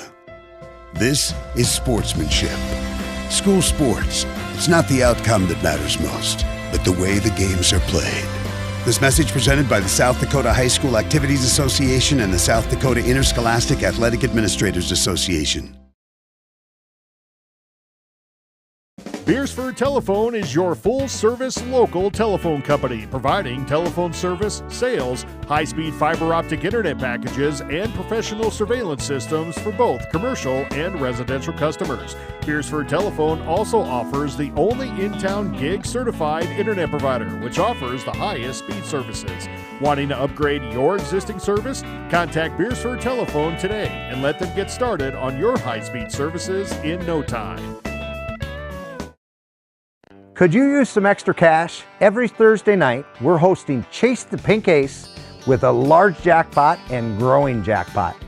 I'm RF Bowie, the founder of Team Bowie Cares. 100% of the profits go to local cancer patients fighting their fight. You can get your tickets at any business inside Al's Oasis or online at chasethepinkace.org. Drawing is held every Thursday night at 8:08 p.m.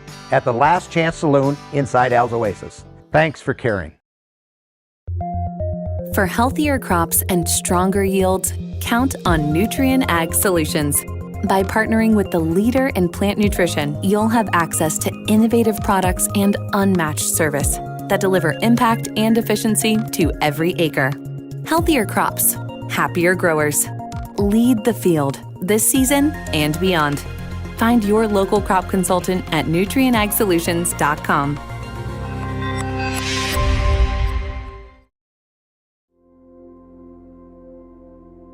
Agriculture is like no other business, which makes Farm Credit Services of America like no other lender. Owned by the farmers and ranchers we serve, our customers have a voice in how we work, a stake in what we do, and share in our success. Discover a lender that works for you at Farm Credit Services of America. Farming is more than a livelihood. It's a legacy. Simplot was founded by a hardworking farmer like you over 90 years ago, and we've been growing America's farms for generations. With local crop advisors grounded in your success, Simplot Grower Solutions is in your fields and by your side. We dig in deep to pinpoint what you need, where you need it, when you need it, even when the forecast is unpredictable. Fentanyl is a powerful synthetic opioid, up to 100 times stronger than morphine. Even a tiny amount can be deadly. It's often mixed with other drugs without your knowledge, increasing your risk of overdose. Protect yourself and your loved ones and avoid unknown substances. Stay informed, stay safe, and remember, one pill can kill. For more information on fentanyl prevention, visit your local health resource or speak to a healthcare professional today. This message was brought to you by the Great Plains Tribal Opioid Response, so that the people may live. Sunshine Foods is locally owned and locally involved. We believe in community involvement and supporting one another. We are your local community connection for high-quality foods, friendly service, and great prices. Our family-owned store offers a convenient one-stop shop where you can find everything you need, from everyday essentials to specialty items from around the world. Stop in and see us today. Sunshine Foods in Beresford. Shields All Sports Store is your one-stop for everything outdoors, with local experts eager to guide you through the widest selection of brands. Your one-stop for exercise gear to get working out or fashions for going out. And your one-stop for footwear in your size, your style, yours to take home today. Shields, employee-owned, community-minded, and like no place you've ever shopped before.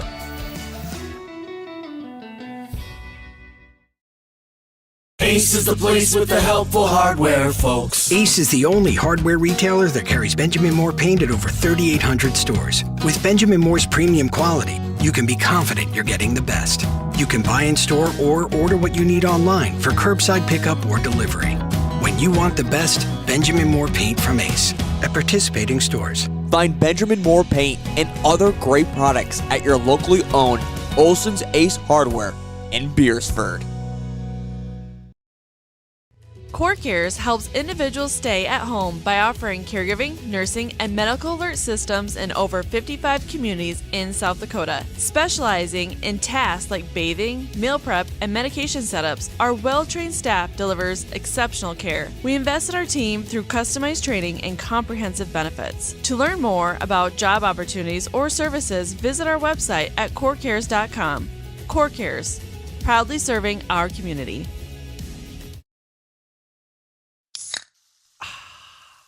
Well, folks, if you got one of those 2025 Grossenberg implement calendars, you probably met their sneaky little buddy, Gino. Let's be honest, some of you forgot about him. Here's the deal. When you swing in for harvest parts, just show the parts crew where Gino's hiding on that calendar, and they'll hand you a free can of pop. That's right. Find Gino, point him out, and claim your prize. Easy as that. Grossenberg Implement, helping with harvest and keeping you refreshed, one pop at a time. The innocence of youth. Is there anything any better? But soon they'll be in high school and facing all the same challenges you faced. How to make friends, how to fit in, how to be cool. We want our children to have everything they'll need to live fulfilling and productive lives. Make sure the kids in your family are among the more than 57,000 participants here in South Dakota who take part in high school sports or activities. Truckers, travelers, and road warriors, welcome to Trucktown Plaza in Beresford, South Dakota. All vehicles fuel up fast. Cars, pickups, and semis, they've got you covered. Kick back with Godfather's Pizza, hot showers, clean laundry, and their relaxing Truckers Lounge. Trucktown Plaza has the conveniences, comforts, and everything else you need all in one stop. That's Trucktown Plaza, Beresford's #1 truck stop. Exit now. Your next great stop is waiting. When life gets hard and our thoughts get too much to bear, finding the resiliency within us can help us find healing. The 988 Suicide and Crisis Lifeline provides 24/7 free support for anyone in suicidal distress or emotional crisis. All texts and calls are anonymous and connect you to local resources that uphold cultural values and pave the way to healing. Find the strength within you. Find the strength within our culture. Reach out if you need help today.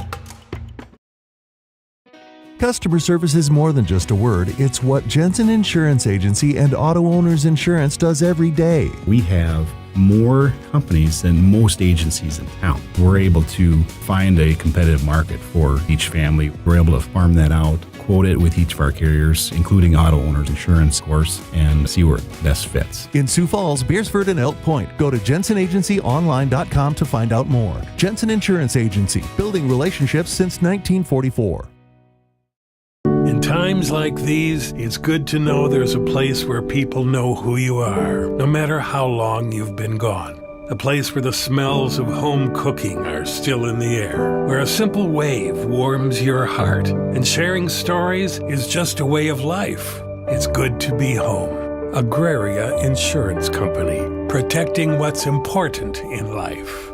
Contact your local Agraria Insurance Company agent. Are you stuck in a job that gives you no family life? Work for Sioux Steel and enjoy a 4-day work week. Choose from first or second shift and receive a sign-on bonus. Sioux Steel builds farm bins and livestock solutions. Sioux Steel is hiring right now for machine operators and general laborers for both first and second shift. Sioux Steel makes it easy to apply. Go to their ProTech division in Lennox for walk-in interviews Monday through Thursday from 1 till 5, or apply online at siouxsteel.com. Join the Sioux Steel team and work a flexible, family-friendly 4-day work week. Do you have a pest problem? Got bats, ants, termites? Family owned and operated, Olson's Pest Technicians have had over 50 years experience taking care of pest problems in places across South Dakota, Nebraska, and Iowa. Utilizing brilliant methods such as Centricon bait stations for termites and Vicane treatment for bed bugs, there's no pest too tough for Olson's Pest Technicians. If you have pest problems, call 800-KILL-BUGS. Honesty. We try to be honest about everything, and if there's a problem, we try to fix it. We've kept the family name going for 75 years. I think that's something to be very proud of. I'm Mike Weeman from Weeman Land and Auction out of Marion, South Dakota. And my middle name is Earl. I'm named after my grandfather. And being an auctioneer isn't all about how fast you are or how good your chant is. It's how the people appreciate your name and accept your name. He told me that once. So that's a one that I hold pretty close. He'd be proud, I think. Ag Service Partners is your trusted company for Pioneer seed, chemicals, and crop insurance. Pioneer Seeds has developed and tested products to meet your challenges in the field. Ag Service Partners also has you covered when the white rain comes or anything else you may need with crop insurance. Tested and tried chemicals right here in the area to provide the best yield for your field. Write down the number and contact Ag Service Partners for the best farming season year in and year out.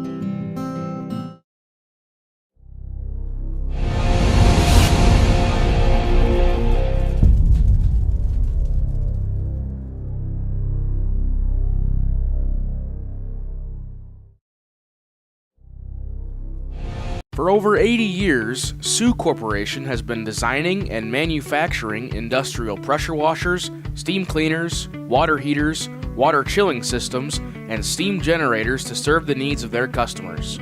Sioux premium equipment is designed and built with reliability, performance, durability, and user safety as its top priorities. Sioux is locally owned and operated in Beresford and a proud supporter of all things Watchdog activities. When it comes to advertising, reaching the right market while giving back to the school is just plain right. If you're looking for an effective method that reaches a large fan base at once, then here's your ticket with Live Ticket TV. With over 90 schools in the state of South Dakota, we can help you advertise locally with just your home team or reach the region. Plus, a portion of all sales go directly back to the school. Get a hold of Heath Nimke today and let's get started in building your brand with Live Ticket TV. Out here, you learn that to keep growing, you have to keep changing. CHS and the farmers and ranchers we serve know all about change, because together we've changed agriculture. That's why we're the largest farmer-owned cooperative in the country.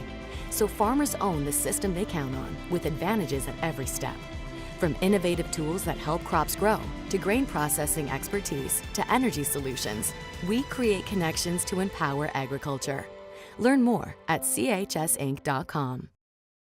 Looking for the perfect blend of relaxation and recreation? Discover the Bridges of Beresford Golf Course. Our beautifully maintained 9-hole course is perfect for every skill level. Need a space for your next event? Our modern event center is ideal for weddings, parties, and corporate gatherings. Hungry after your round? Enjoy our full food menu and stop by the Pro Shop for top gear and expert advice. The Bridges at Beresford. More than a course, it's your next great day.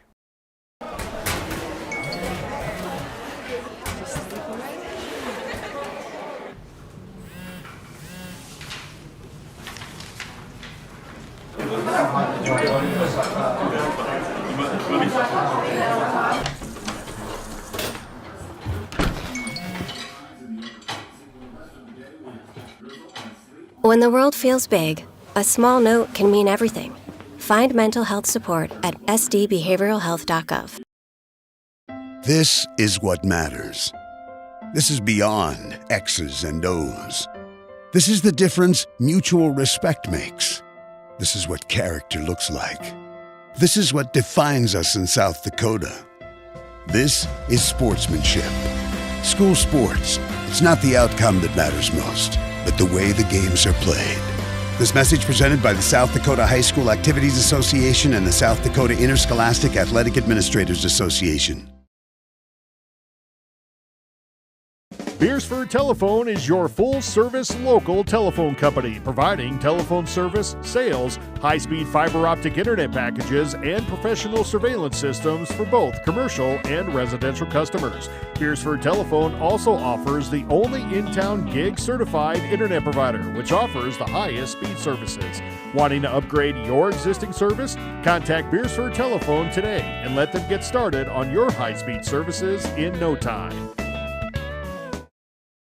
Could you use some extra cash? Every Thursday night, we're hosting Chase the Pink Ace with a large jackpot and growing jackpot. I'm RF Bowie, the founder of Team Bowie Cares. 100% of the profits go to local cancer patients fighting their fight. You can get your tickets at any business inside Al's Oasis or online at chasethepinkace.org. Drawing is held every Thursday night at 8:08 p.m. at the Last Chance Saloon inside Al's Oasis. Thanks. Okay, welcome back, Watchdog fans. My name is Diego Hernandez here, joined by Jeff Boom, live from Jim Heron Field at Cortland Carnes Stadium. Oak Point Jefferson Huskies take on the Beresford Watchdogs. Currently, the Huskies are leading 35-0. Yeah, it's been a rough road. I mean, you look at the whole game and got a number one team here in town. You know what they can do. You feel like you got to play perfect football, and EPJ kind of forced you to have to play perfect football to beat them. And it just hasn't been that way tonight. There was definitely some moments in time where it certainly looked like Beresford could probably get themselves in position to probably score some points. The block kick, it just kind of didn't work out for them. And so here we are at 35-0, and we'll see if Beresford can turn it around here in the second half. I managed to find one of the players' moms over in the crowd. They told me that their son, they were just saying about it's a number one team. It's gonna be kind of hard to get anything in, get any points, possibly even yards. And we have seen that today. Have yet to receive a point, but hopefully soon we will get one.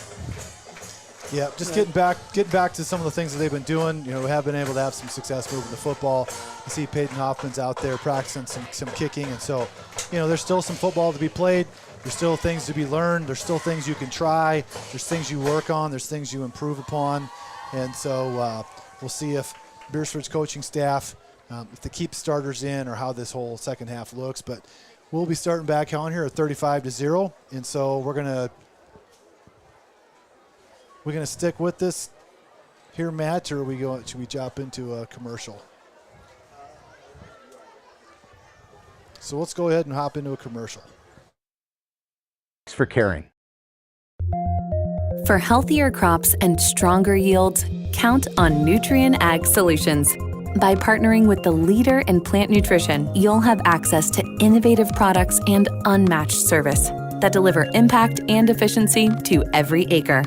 Healthier crops, happier growers. Lead the field this season and beyond. Find your local crop consultant at nutrienagsolutions.com.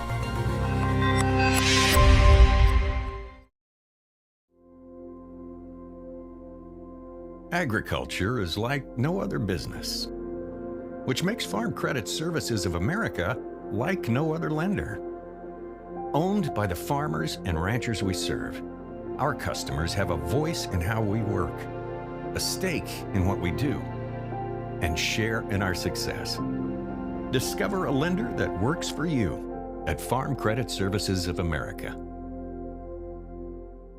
Welcome back to the Sioux Corporation Press Box. Sioux Corporation, the industry leader in manufacturing water heaters and chilling systems, steam generators, pressure washers, and steam cleaners.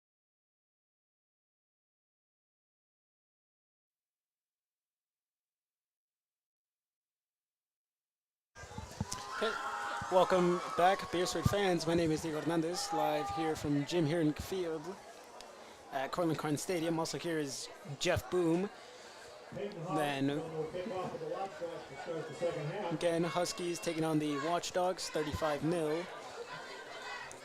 So here, sitting here, we're getting ready here to kick off. Peyton Hoffman lined up, checks with the refs.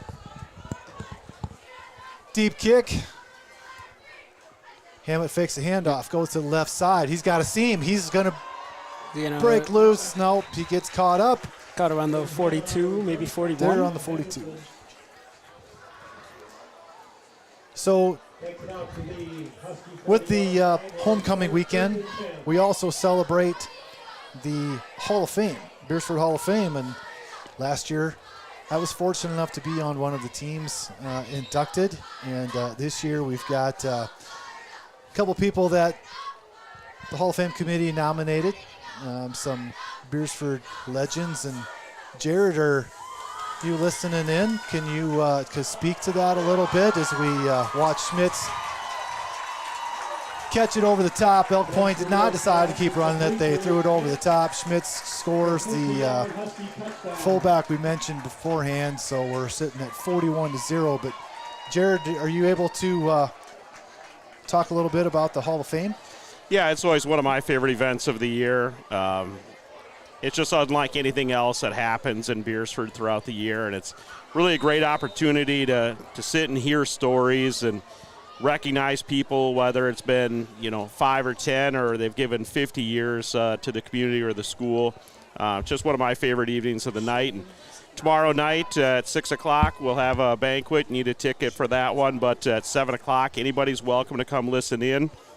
If we're looking just on the athletic pillar, we have 2 inductees, Hawkeye Wayne Hensel, and some of the people in Beresford that are maybe a little older, played for Hawkeye and know that name and know him, and tell some stories still of what it was like to play with Coach Hensel.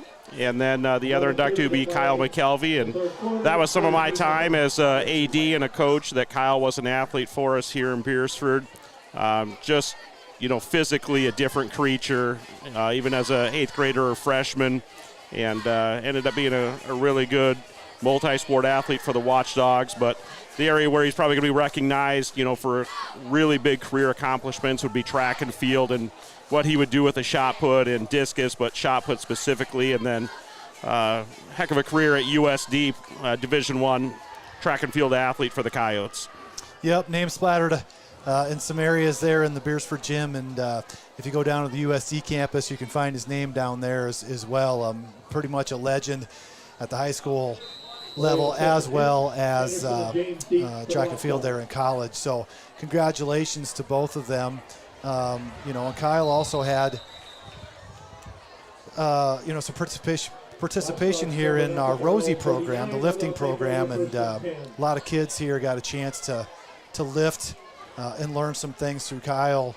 And as you mentioned there, Jared, being kind of a different physical animal, and I think he taught a lot of those kids not just like how to properly lift and do those things, but just a mindset, and real important to the Beresford athletic program. And congratulations to Kyle on that award, and happy to see him get in. And he should be someone that definitely needs to come in and shouldn't be waiting around to put someone with that much success. So Jared, is there anything else you want to add to that? Yeah, no, that's, the 2 again within the athletic pillar, and, worked a long time with Kevin Nelson. Again, his fingerprint is all over the Beresford community, from projects around town, Runners Point as an example, big on the military flags that you see at the elementary school, all-day kindergarten. I mean, you just go around and around.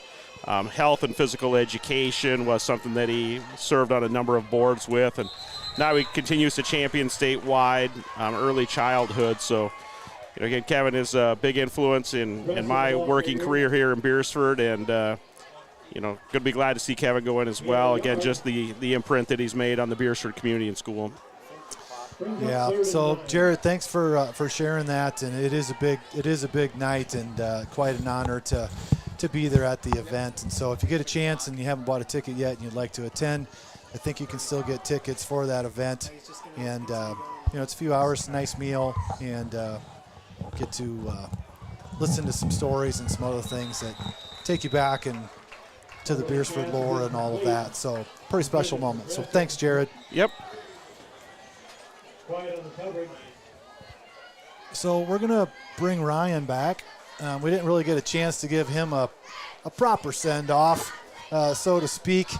And Ryan came all the way here coming all the way from Ohio. We definitely didn't want to just hit halftime and have him just sneak out the door. So we wanted to bring him back up here. And as we are at 43-0 for this game, we thought we'll have Ryan come back up. And, we'll see how much game is left. left here, but we got some fresh faces in both sides of the ball the way it looks, and we'll get some guys to get some chance to play under the lights. But Ryan, besides this game, coming back here, I don't know how often you get back. I know Ohio, like you said, is a 14-hour drive, but when you look upon this field, and you obviously will have some memories, and I guess at one point in my life, I never thought that I would probably be living back here and watch my kids play on this field. But there's something about coming back to your high school, if you regardless if it's Beresford or whatever school. There's a fumble on that play. Dexton Miller busts the ball loose at the very end of that, and somebody gets a recovery, and Beresford's got the ball. It was quite a shot there, and I just did not see the ball on the turf. I was gloating over the Beresford Jim Herron field. So, you played with Jim Herron, under Jim Herron, and you've had some special moments out here. When you look across this field, how does it make you feel, and what are those special moments that you take away from this playing here? Yeah, I so appreciated Mr. Herron and Mr. Babb and their influence in my football career here. Had such a great time, and those guys were, old school. I appreciate your comment a few weeks ago, Jeff, when you said that was the days when water was a privilege, not necessarily a necessity, and that's how it was in those 2-a-day practices. But those guys taught me how to be disciplined, how to be humble, and how to go about business. And we had the good fortune of winning a lot of games too, which was enjoyable. Yep, 3 yards in a cloud of dust was kind of the motto at that point. Even though it wasn't mentioned, you just kind of knew that's how the offense was going to run. And then as you got closer to playoff time, there might be a new wrinkle or a counter or something gets put in there just to kind of keep things different. But otherwise, it was like, we're going to line up, run right at you, and until you figure out how to stop it, we're just going to keep doing that. And so, it was a tradition too. You go back into time, and much like Elk Point here now with, hey, this is who we are, this is how we play, and you start to build a program. And Beresford had a lot of success. Obviously, Jim's in the Hall of Fame and for coaching and those types of things. And I know that he's a very humble guy, but did some amazing things here with a lot of athletes. And maybe not for every athlete. He was strict and stern, but for a lot of people, they appreciated the discipline and helped them become not just a better athlete, but just a better character and a better man for having played under him. So, Ryan, with that, we really appreciate you taking the time. I know this is something that you've wanted to do for quite some time. Absolutely. Even from Ohio, and with the time lapse of trying to do something through Zoom or something like that, it doesn't really work. And we want to continue to make this experience for viewers as top quality as we can. And we've heard some great things from Live Ticket that we do it right. And so as much as we'd love to have you on, unfortunately, technology hasn't been quite advanced enough to pull that off. But you got any party comments for us? I've enjoyed the opportunity tonight to help call a football game. I've enjoyed a couple of opportunities to be able to do this during basketball season when we get out here during the winter time. And I, again, just appreciate so much the work that Jared and you, Jeff, and the rest of the team here, Mrs. James, her influence, and all the guys that make this happen. Hey, we got Raj here tonight, and so it's always great. I get to get down and say hi to Roger. So super fan, Roger Krause. It's always great to see him. But thanks so much, guys. And I think this may be the first time that I've been here at a football game in Beresford in about 30 years. Really? So so this is special. This is absolutely special. Been to a lot of basketball games over the years at Christmas time, but almost never for a football game. And last year we were down in Elk Point. So so thanks, guys, so much, and appreciate the opportunity. Well, Ryan, we wish you the best, and thank you for coming up here and sharing with us. And we hope you have safe travels back to Ohio as Beresford puts up points. Touchdown. Ashton Oberle scrambles to the left, gets pay dirt. Homecoming will not be spoiled completely. All right. That's great. Thanks, Ryan. Take care. I'll be listening in every week, guys. Yep. So, Diego, we finally get some points on the board.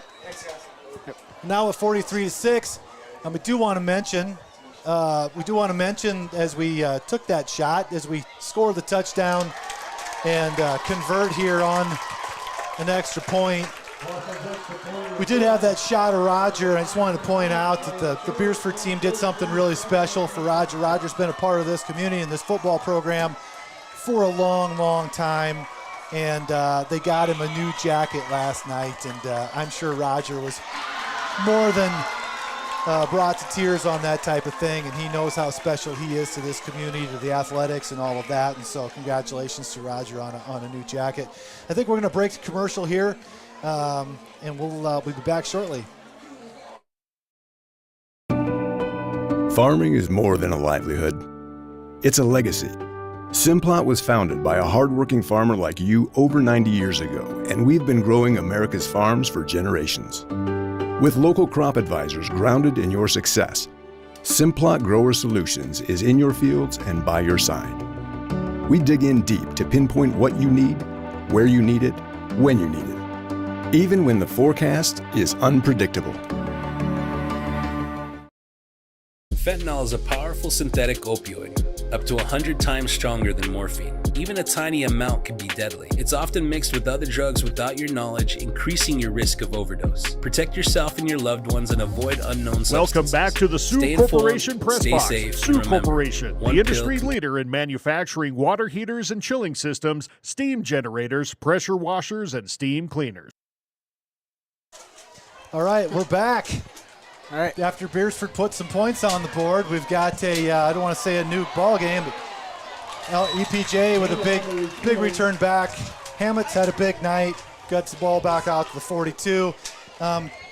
Jared, if you can hear us, give me a thumbs up. Actually, I got you live on the mic. So Jared was kind enough. We talked about pickle juice here a few weeks ago.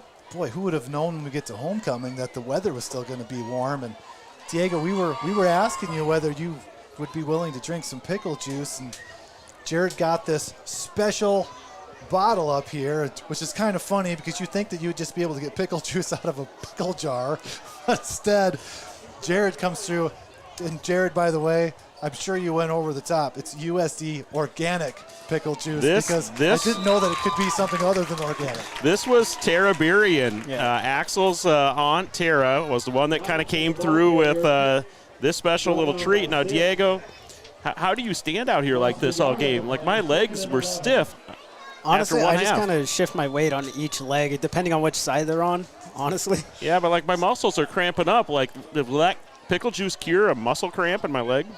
According to this bottle, yes, it can. What's it say in the bottle it'll do? Let's see. For muscle cramp relief, drink prior to or at the onset of discomfort. I've got discomfort in my legs running this camera on the concrete here. Well, now that I know that I can buy this on the regular, Axel can get this. Axel's going to have a little of this with us too. We thought in honor of Beresford scoring a touchdown on homecoming. Yeah, let's open that thing. Well, it has been opened. I've already poured a shot. I just haven't drank it. So Jared, we're going to give a little shot over here to Diego. Okay, give Diego a little bit. He said he's in. Axel said he's in. Okay. Axel, you got something here that you got anything?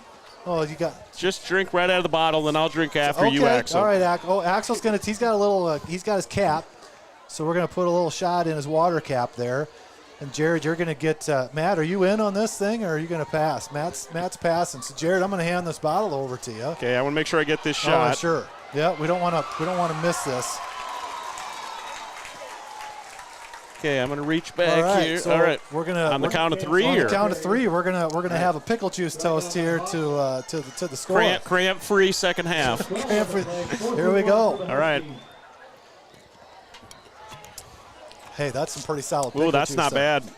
That is not bad at all. Just a little bit like lemon. Yeah, you gotta tell you, if I was gonna drink pickle juice out of the jar, or this, I'm drinking this. That's pretty salty, honestly. You're very salty. In fact, it's got 620 milligrams of sodium in it, so highly effective for your cramps. By the way, I don't know if anyone knows this, but it also has potassium, vitamin C, vitamin E, and zinc. So probably good for your immune system as well for cramping. So Jared, nice call on the pickle juice. This is going to have to be something we keep up here. Of course, by next week, it'll probably be 40 degrees. Probably cooler. But, hey, you can still cramp when it's 40. Yeah, no, I'm in if that's just going to be a regular staple. It's going to have to be. We'll utilize the Dog Bone Entertainment budget and just buy a case of it to start the season. Well, all right.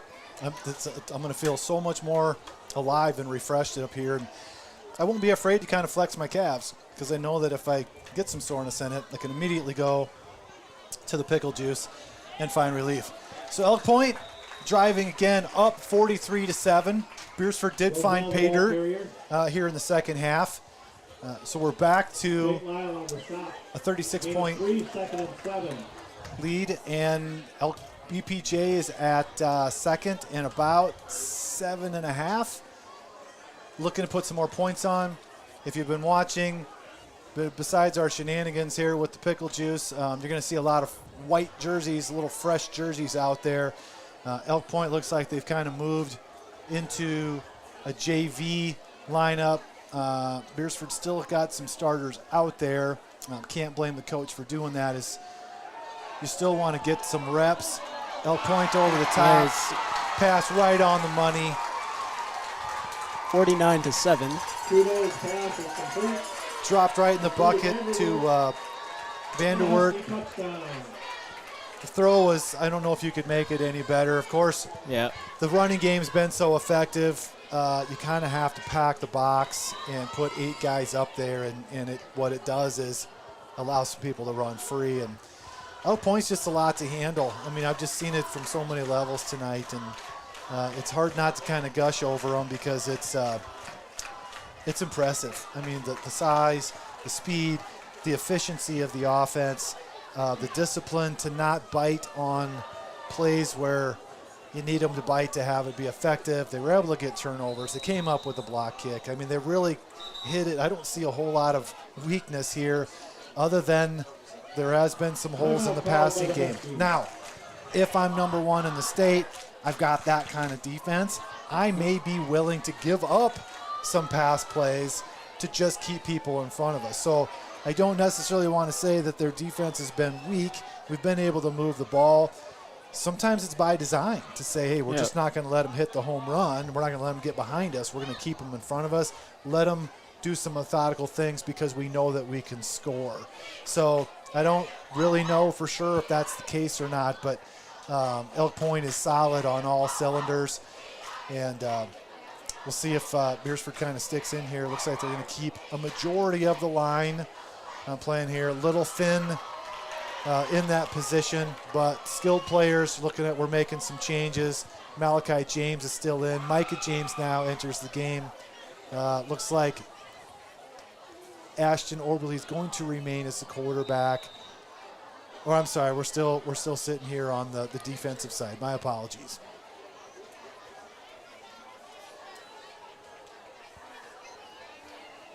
Sack. You know, and that's one thing we haven't seen a lot there, Diego. If we've looked in the past, Tate Lyle has been kind of a wrecking ball for teams that want to pass. And tonight it just hasn't been where it's kind of a straight drop back type of deal. Haven't given him a ton of opportunities, but Tate's been pretty good on defense so far this year for us. He has, yeah. I've gotten quite a few of his sacks. Yeah. I should definitely reward that. So there he picks up a half a sack the way it looks. I don't know who got first contact on that, but yeah, I think it was Dexton and Tate kind of combined there. God, Jared, I kind of forgot you were on the mic. Thanks for popping in there. I'm still here. Yeah. So 49-7. Dogs going to receive. Looks like we've got James back, Henderson back. Typical lineup they have for kick return. Yeah, I'll be honest, like my eyes aren't, what they were many years ago. And Diego, I typically have to bring my binoculars, my hunting binoculars, and try to see the numbers out on the field. But this zoom on the camera lens actually works pretty well. Yeah, for me to pick up the players and what's going on out there. Really nice, especially if someone gets like a number wrong, you can just kind of correct them if need be.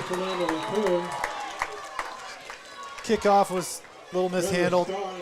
Able to pick it up, corral it in. Looked like there might be a seam for a second, and then Elk Point kind of converges in, makes the stop to the chagrin of the EPJ fans. So here we are. Watchdogs back in offensive side of the ball. About 10 seconds here. They're probably going to let this quarter run out, even though the wind is at the back. Probably just going to let the quarter run out. Or not. Yeah, Jared, you and I are always, we're not good at predicting these things. Good thing we played it. Malachi James, straight handoff right through the middle. You know, without those. Finally getting one of those runs straight through the middle of the teeth. Yeah, when you get rid of grade A beef, along that line, things start to open up. They're, it's an elite size that they have when they have their starting group in there. And frankly, Diego, I don't know if there's a whole lot of teams. I know none that we've seen that I see would have a ton of success with this Elk Point team. It's coming over here. Jared, you okay there? I shut the mic off. We probably just. I'll let you know what I got here. Check a look at that. That's looks like a fine brownie with some, this is a nice packaged brownie. Went right off the crow's nest in front of me. I've got a couple characters that want it. Yep. Looks like I hate to break your heart. I think this was one of my daughters that threw it at me. No, I'm messing with you. Right here, buddy. Yeah, he totally bought it. Yeah, no. No, right here. Hey, come back. Yep, so we had a young man hoping that he could get his hands on Jared's brownie. Jared. Yeah, no, I'm pretty sure that was probably one of my daughters in the cheer squad that just chucked it and tried to catch me when I wasn't looking. Yep, so homecoming, the fans are still here having a good time. A lot of brownies are getting tossed into the crowd, and so we will have the homecoming dance tomorrow night. So the kids will have that to take up their Saturday night. Again, Hall of Fame banquet. Let's look, not that we're looking ahead, but what do we have next week? We were 2 home, 2 away, then a bye week. Now we're back home, and we're home for our last home game next Friday. Yep, so we'll be here one more time, Sioux Valley, and then off to Dakota Valley, and then ending the regular season, hopefully, is all that means, with a trip to Flandreau. And so, looking ahead here, I'm assuming unless some sort of epic comeback that will blow history's books to pieces, let's just assume that Beresford comes out of this at 2-3. Sioux Valley all of a sudden becomes somewhat of a must-win. Dakota Valley being an A school, you're probably not looking at that as like, hey, that's our best opportunity to squeak out a win. Not saying it's impossible, because it's certainly everything is, but somewhere along the line, you're going to have to get one of those for sure. And then looking forward to Flandreau, not really paying that much attention so far to what we've got. So, I'm sorry, Dakota Valley here on October 3rd. My bad. And then I think we move to Sioux Valley, maybe our last game. We're going to check this out. Let's just make sure we're getting this right. Okay, so we go Dakota Valley here, then off to Sioux Valley, and then finishing up in Flandreau. And so with that in mind, if they end up at 2-4, it's a different looking at the rest of the season. You kind of need to probably win those last 2. If you do come in into next week and take care of business and end up at 3-3, you're going to have to probably at least split in one of those with those last 2. And ultimately, if you can win the last 3, you're probably in the playoffs. Now, with that being said, you get to see a team that you would probably face in the playoffs. We know that there's some very good teams out there. Thomas St. Maur comes to mind. I think next week will be a really interesting game watching EPJ playing a Wagner team, which I believe is undefeated and ranked. And so that'll be a good measuring stick to kind of see where things lie as far as 11B with the players. EPJ went out, took care of business in winter. So they're definitely, looking at this season, barring any major injuries or setbacks, they're definitely looking on to a trip to the Dome and to raise not a banner, but a trophy here on that Saturday or Friday, whatever day they play there down in the Dakota Dome. So, all things being said, as we mentioned earlier, probably pulling out some starters. They are running with a JV team, trying to stay healthy, knowing what's at stake with this talented roster. Beresford still chugging away, keeping this game respectable on the offensive side, working on some plays. And, I like this type of thing where you keep the starters in. You could succumb and say, let's start playing some of the younger players, but ultimately, you got to get the work in. And there's no easy path for the next 3 weeks. You got to stay in game shape, Diego. You can't all of a sudden say, well, we're going to go and rest them. You get into these next games, if you're going down to the third and fourth quarter, you don't want guys. I mean, it's nice to get rest, but we just came off a bye week. They got rest. Yeah. And now you need to go in and really churn these last 4 weeks. And, you got to play lights out on some of these games to win some of them. And so hopefully this is a one that we don't walk out of this type of a game with their heads down. It's not not uncommon for teams to walk away from an EPG game feeling a little beat up or have some morale issues. But I think Beresford will understand and walk away with this. This would be a nice feather in the cap if we can score here in the red zone, the third quarter. We'll see what we got up our sleeve. Hand off to Oberle. He's going to take it himself. He's going to go up the middle. He's going to score easily.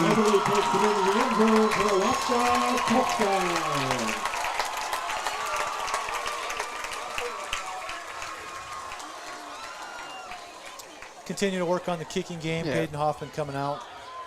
They're getting fired up ever since they put the JV team on. It's always something, I've never liked really estimating people because anything can happen, really.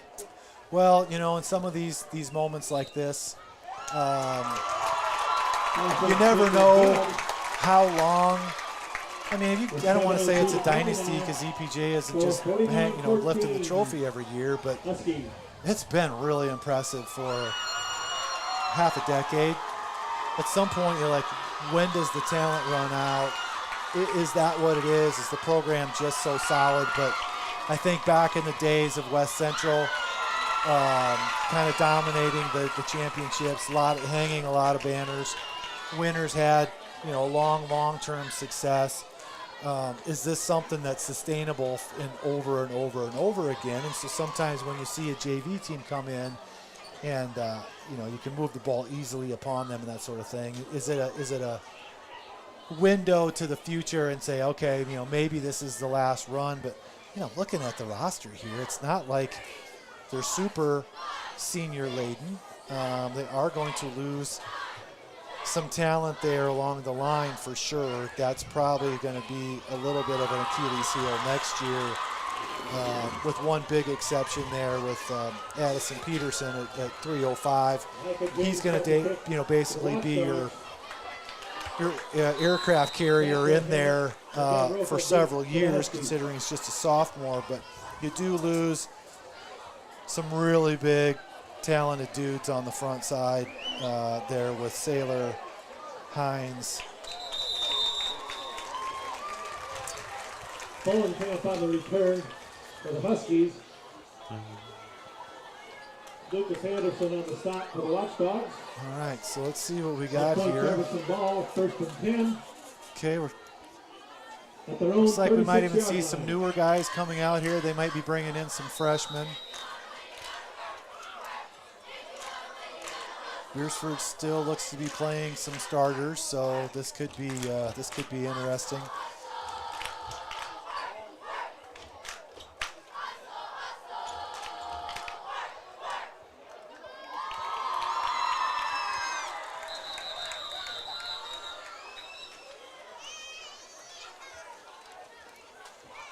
It's kind of hard to see these numbers, and because it's such small writing, Yeah, see using your phone there. You know, you can see a difference here right away when you lose the guys like Jay Shotswell. Not losing them, but I mean changing these guys out. It's just such a difference from taking guys that are 260 to 300 pounds, your 6'2 varieties, your 6'3 varieties, and so forth. And you know, when you go back into younger guys, not as strong, not as big, and so I expect Beresford probably going to have some success here. Maybe I shouldn't speak so soon, but they string this one out, short gain, 3rd and long, coming up. Some fresh faces in here. Hammenberg now in, playing on the left side. Micah James now in at cornerback. Peyton Hoffman also playing on the defensive side. Dexton Miller in at linebacker. Connor Newmeyer, I think I saw him there on the inside. Landry Sims now in a linebacker position there next to Henderson. So a little more evenly matched. And some of these guys, I mean, if you look at Caden Shirk on the offensive line, he is a sophomore. He is a starter. Yep. He's got to put some pressure on the quarterback, made him overshoot. He is a sophomore, so it's, you know, you're getting some guys some reps here. And what I do like about what I'm seeing with this, the line that you have today is mostly what you're going to probably see next year as well. Yeah. A lot of young talent there. Exception to be like Kaysen Voss, number 65, senior, who's also up for royalty. You know, someone like that is going to be, you know, missed. But you got your Cooper Josephs, who's a 275-pound kid. Luke James is a sophomore. He plays a lot in that starting rotation. Caden Shirk in that starting rotation. You got Mullenix, who's a junior, who's in the starting rotation. Corbin Boom, you know, sits in the wings there, 185-pound sophomore. So there's potential, you know, that some things can go on. Clintz as a junior. So there's some guys there, some pieces there that the offensive line can beef up. But then you're also looking at losing some of your skilled position players. You know, you got Malachi James. He's going to be gone. Also, I forgot to mention earlier in the show, Malachi, crowned king here, homecoming king, and Ella Merriman queen. But you know, you lose. It's kind of like Beresford's been in this weird cycle where you got your skilled players 1 year, your line is young, and then the next year the skilled players all graduated out, and then your line becomes more of a veteran line. And you haven't really found that balance, and I think you do. Malachi James, like Malachi's getting the run, making guys miss, breaking some tackles. Beresford's back in business here on the 47-yard line. But I think this cycle will kind of shake itself out. Not necessarily next year, because you're losing some pretty valuable skill players, but there are some good skill players in behind them. Then I think when you get to year 2007, there's some pretty good talent across that senior class, assuming they all stay together, assuming that they're all healthy. John Savvy potentially would be quarterbacking at that time. You got your Bentley Shirks. But you got some skilled players out there from Dexton Miller, Landry Sims, Grant Jensen comes to mind. Nice catch. Good catch from Teagan. Micah James then at that point will be a junior. So I mean, there's a lot of players in there that as we mature and get a little stronger, there's something to be, you know, seen there. I think that Beresford becomes a little more solidified on both sides of the ball in more areas of the football, you know, positions than they are this year. It's just been a weird cycle. So I'm excited about the future. You know, this is a tough game and you take it on the chin. But for the most part, I just look forward to the future, and I think that Beresford's going to be pretty respectable as we get into the next few years. And, you know, I'm sure every team can kind of look and see some talent there too, but there's going to be a pretty deep senior class Problem that you see going forward as well, though, is in that 2007 season, there's not a whole lot of juniors in that class. Bentley, I'm sure it comes to mind, Michael James, but other than that, it gets a little thinner depending on who's out. You've got Adams, you've got some other players in there, but not a ton out there that'll be playing at that time. So, and I forget, we also got Sebastian for that too. So there's some players, but it's not a deep class. You've only got 3 to 4 guys that are going out for football, which is tough. But I think that there's some upcomers at that point would be sophomores. So exciting future for Beresford Watchdog football. So Beresford now take the snap. John Savvy comes in as quarterback, kind of a fan favorite. You can hear the student section getting kind of excited. Yeah. Hands it off to Dexton Miller. Dexton's able to get himself 3-4 yards. Dexton's going to be one of those players, not a ton of size, but very physical type of player, very emotional type of physical player as well. So he'll come up and crack you. Shifty runner, got some speed. He is a sprinter.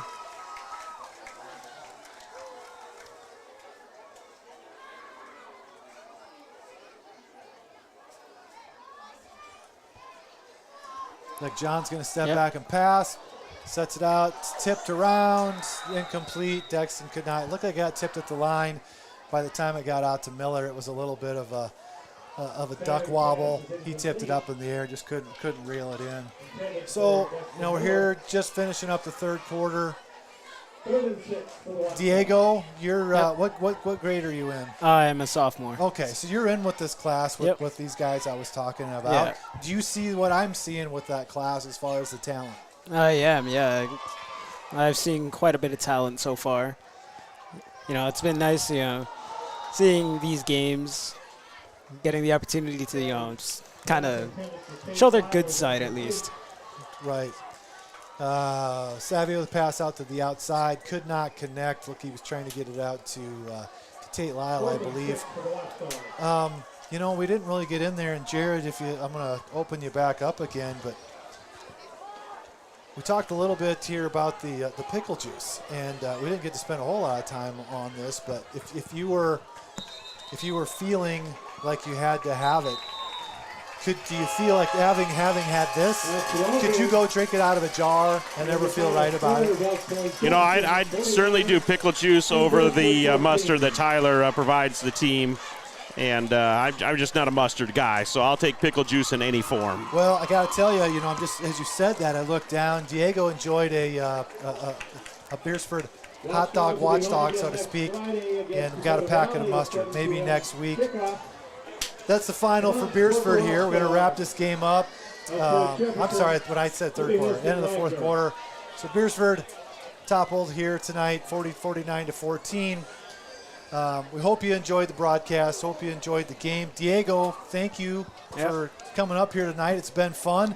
And fun drinking the pickle juice. Jared, thanks for running the camera. Special shout out to Ryan James for coming up here tonight to make it fun as well. So we will see you back here on Jim Heron Field at Cortland Carnes Stadium next week to take on the Dakota Valley Panthers.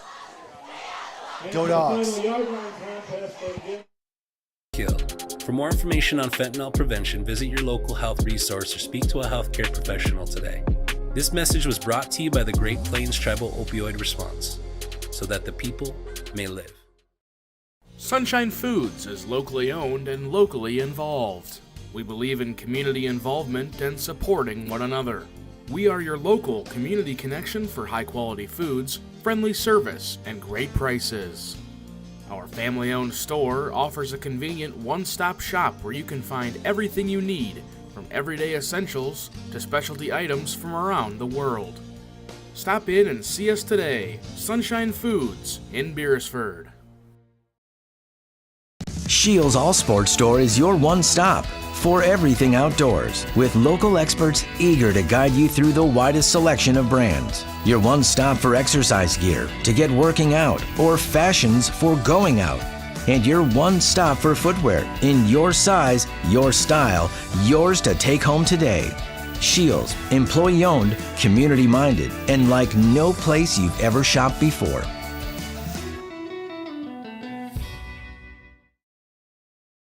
Ace is the place with the helpful hardware, folks. Ace is the only hardware retailer that carries Benjamin Moore paint at over 3,800 stores. With Benjamin Moore's premium quality, you can be confident you're getting the best.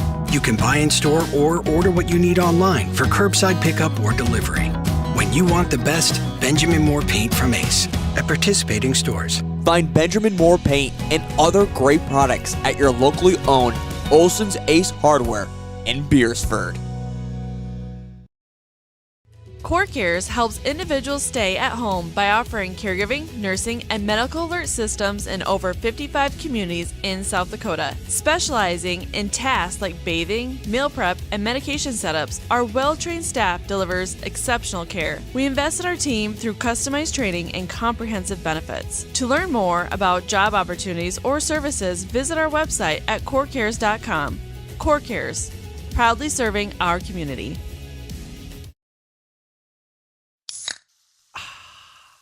Well, folks, if you got one of those 2025 Grossenberg implement calendars, you probably met their sneaky little buddy, Gino. Let's be honest, some of you forgot about him. Here's the deal. When you swing in for harvest parts, just show the parts crew where Gino's hiding on that calendar, and they'll hand you a free can of pop. That's right. Find Gino, point him out, and claim your prize. Easy as that. Grossenberg Implement, helping with harvest and keeping you refreshed, one pop at a time. The innocence of youth. Is there anything any better? But soon they'll be in high school and facing all the same challenges you faced. How to make friends, how to fit in, how to be cool. We want our children to have everything they'll need to live fulfilling and productive lives. Make sure the kids in your family are among the more than 57,000 participants here in South Dakota who take part in high school sports or activities. Truckers, travelers, and road warriors, welcome to Trucktown Plaza in Beresford, South Dakota. All vehicles fuel up fast. Cars, pickups, and semis, they've got you covered. Kick back with Godfather's Pizza, hot showers, clean laundry, and their relaxing Truckers Lounge. Trucktown Plaza has the conveniences, comforts, and everything else you need all in one stop. That's Trucktown Plaza, Beresford's #1 truck stop. Exit now. Your next great stop is waiting. When life gets hard and our thoughts get too much to bear, finding the resiliency within us can help us find healing.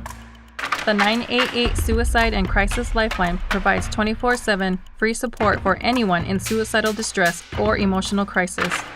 All texts and calls are anonymous and connect you to local resources that uphold cultural values and pave the way to healing. Find the strength within you. Find the strength within our culture. Reach out if you need help today.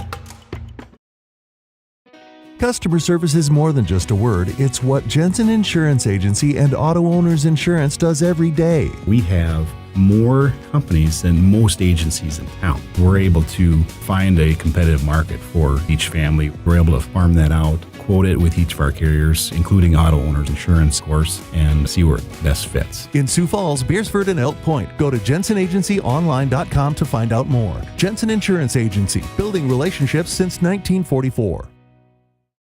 In times like these, it's good to know there's a place where people know who you are, no matter how long you've been gone. A place where the smells of home cooking are still in the air, where a simple wave warms your heart, and sharing stories is just a way of life. It's good to be home.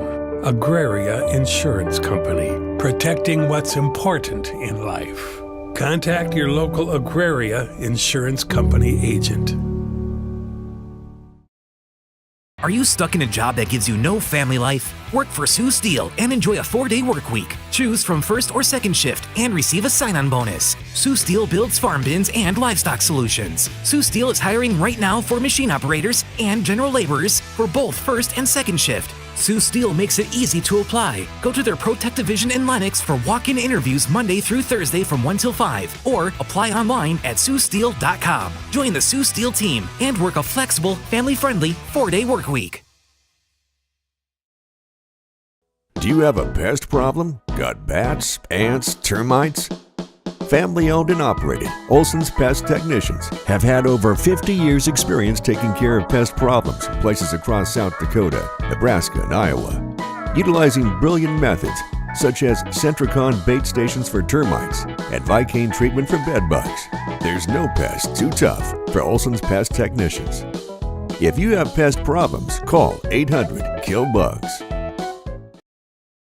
Honesty. We try to be honest about everything, and if there's a problem, we try to fix it. We've kept the family name going for 75 years. I think that's something to be very proud of. I'm Mike Weeman from Weeman Land and Auction out of Marion, South Dakota. And my middle name is Earl. I'm named after my grandfather. And being an auctioneer isn't all about how fast you are or how good your chant is. It's how the people appreciate your name and accept your name. He told me that once. So that's a one that I hold pretty close.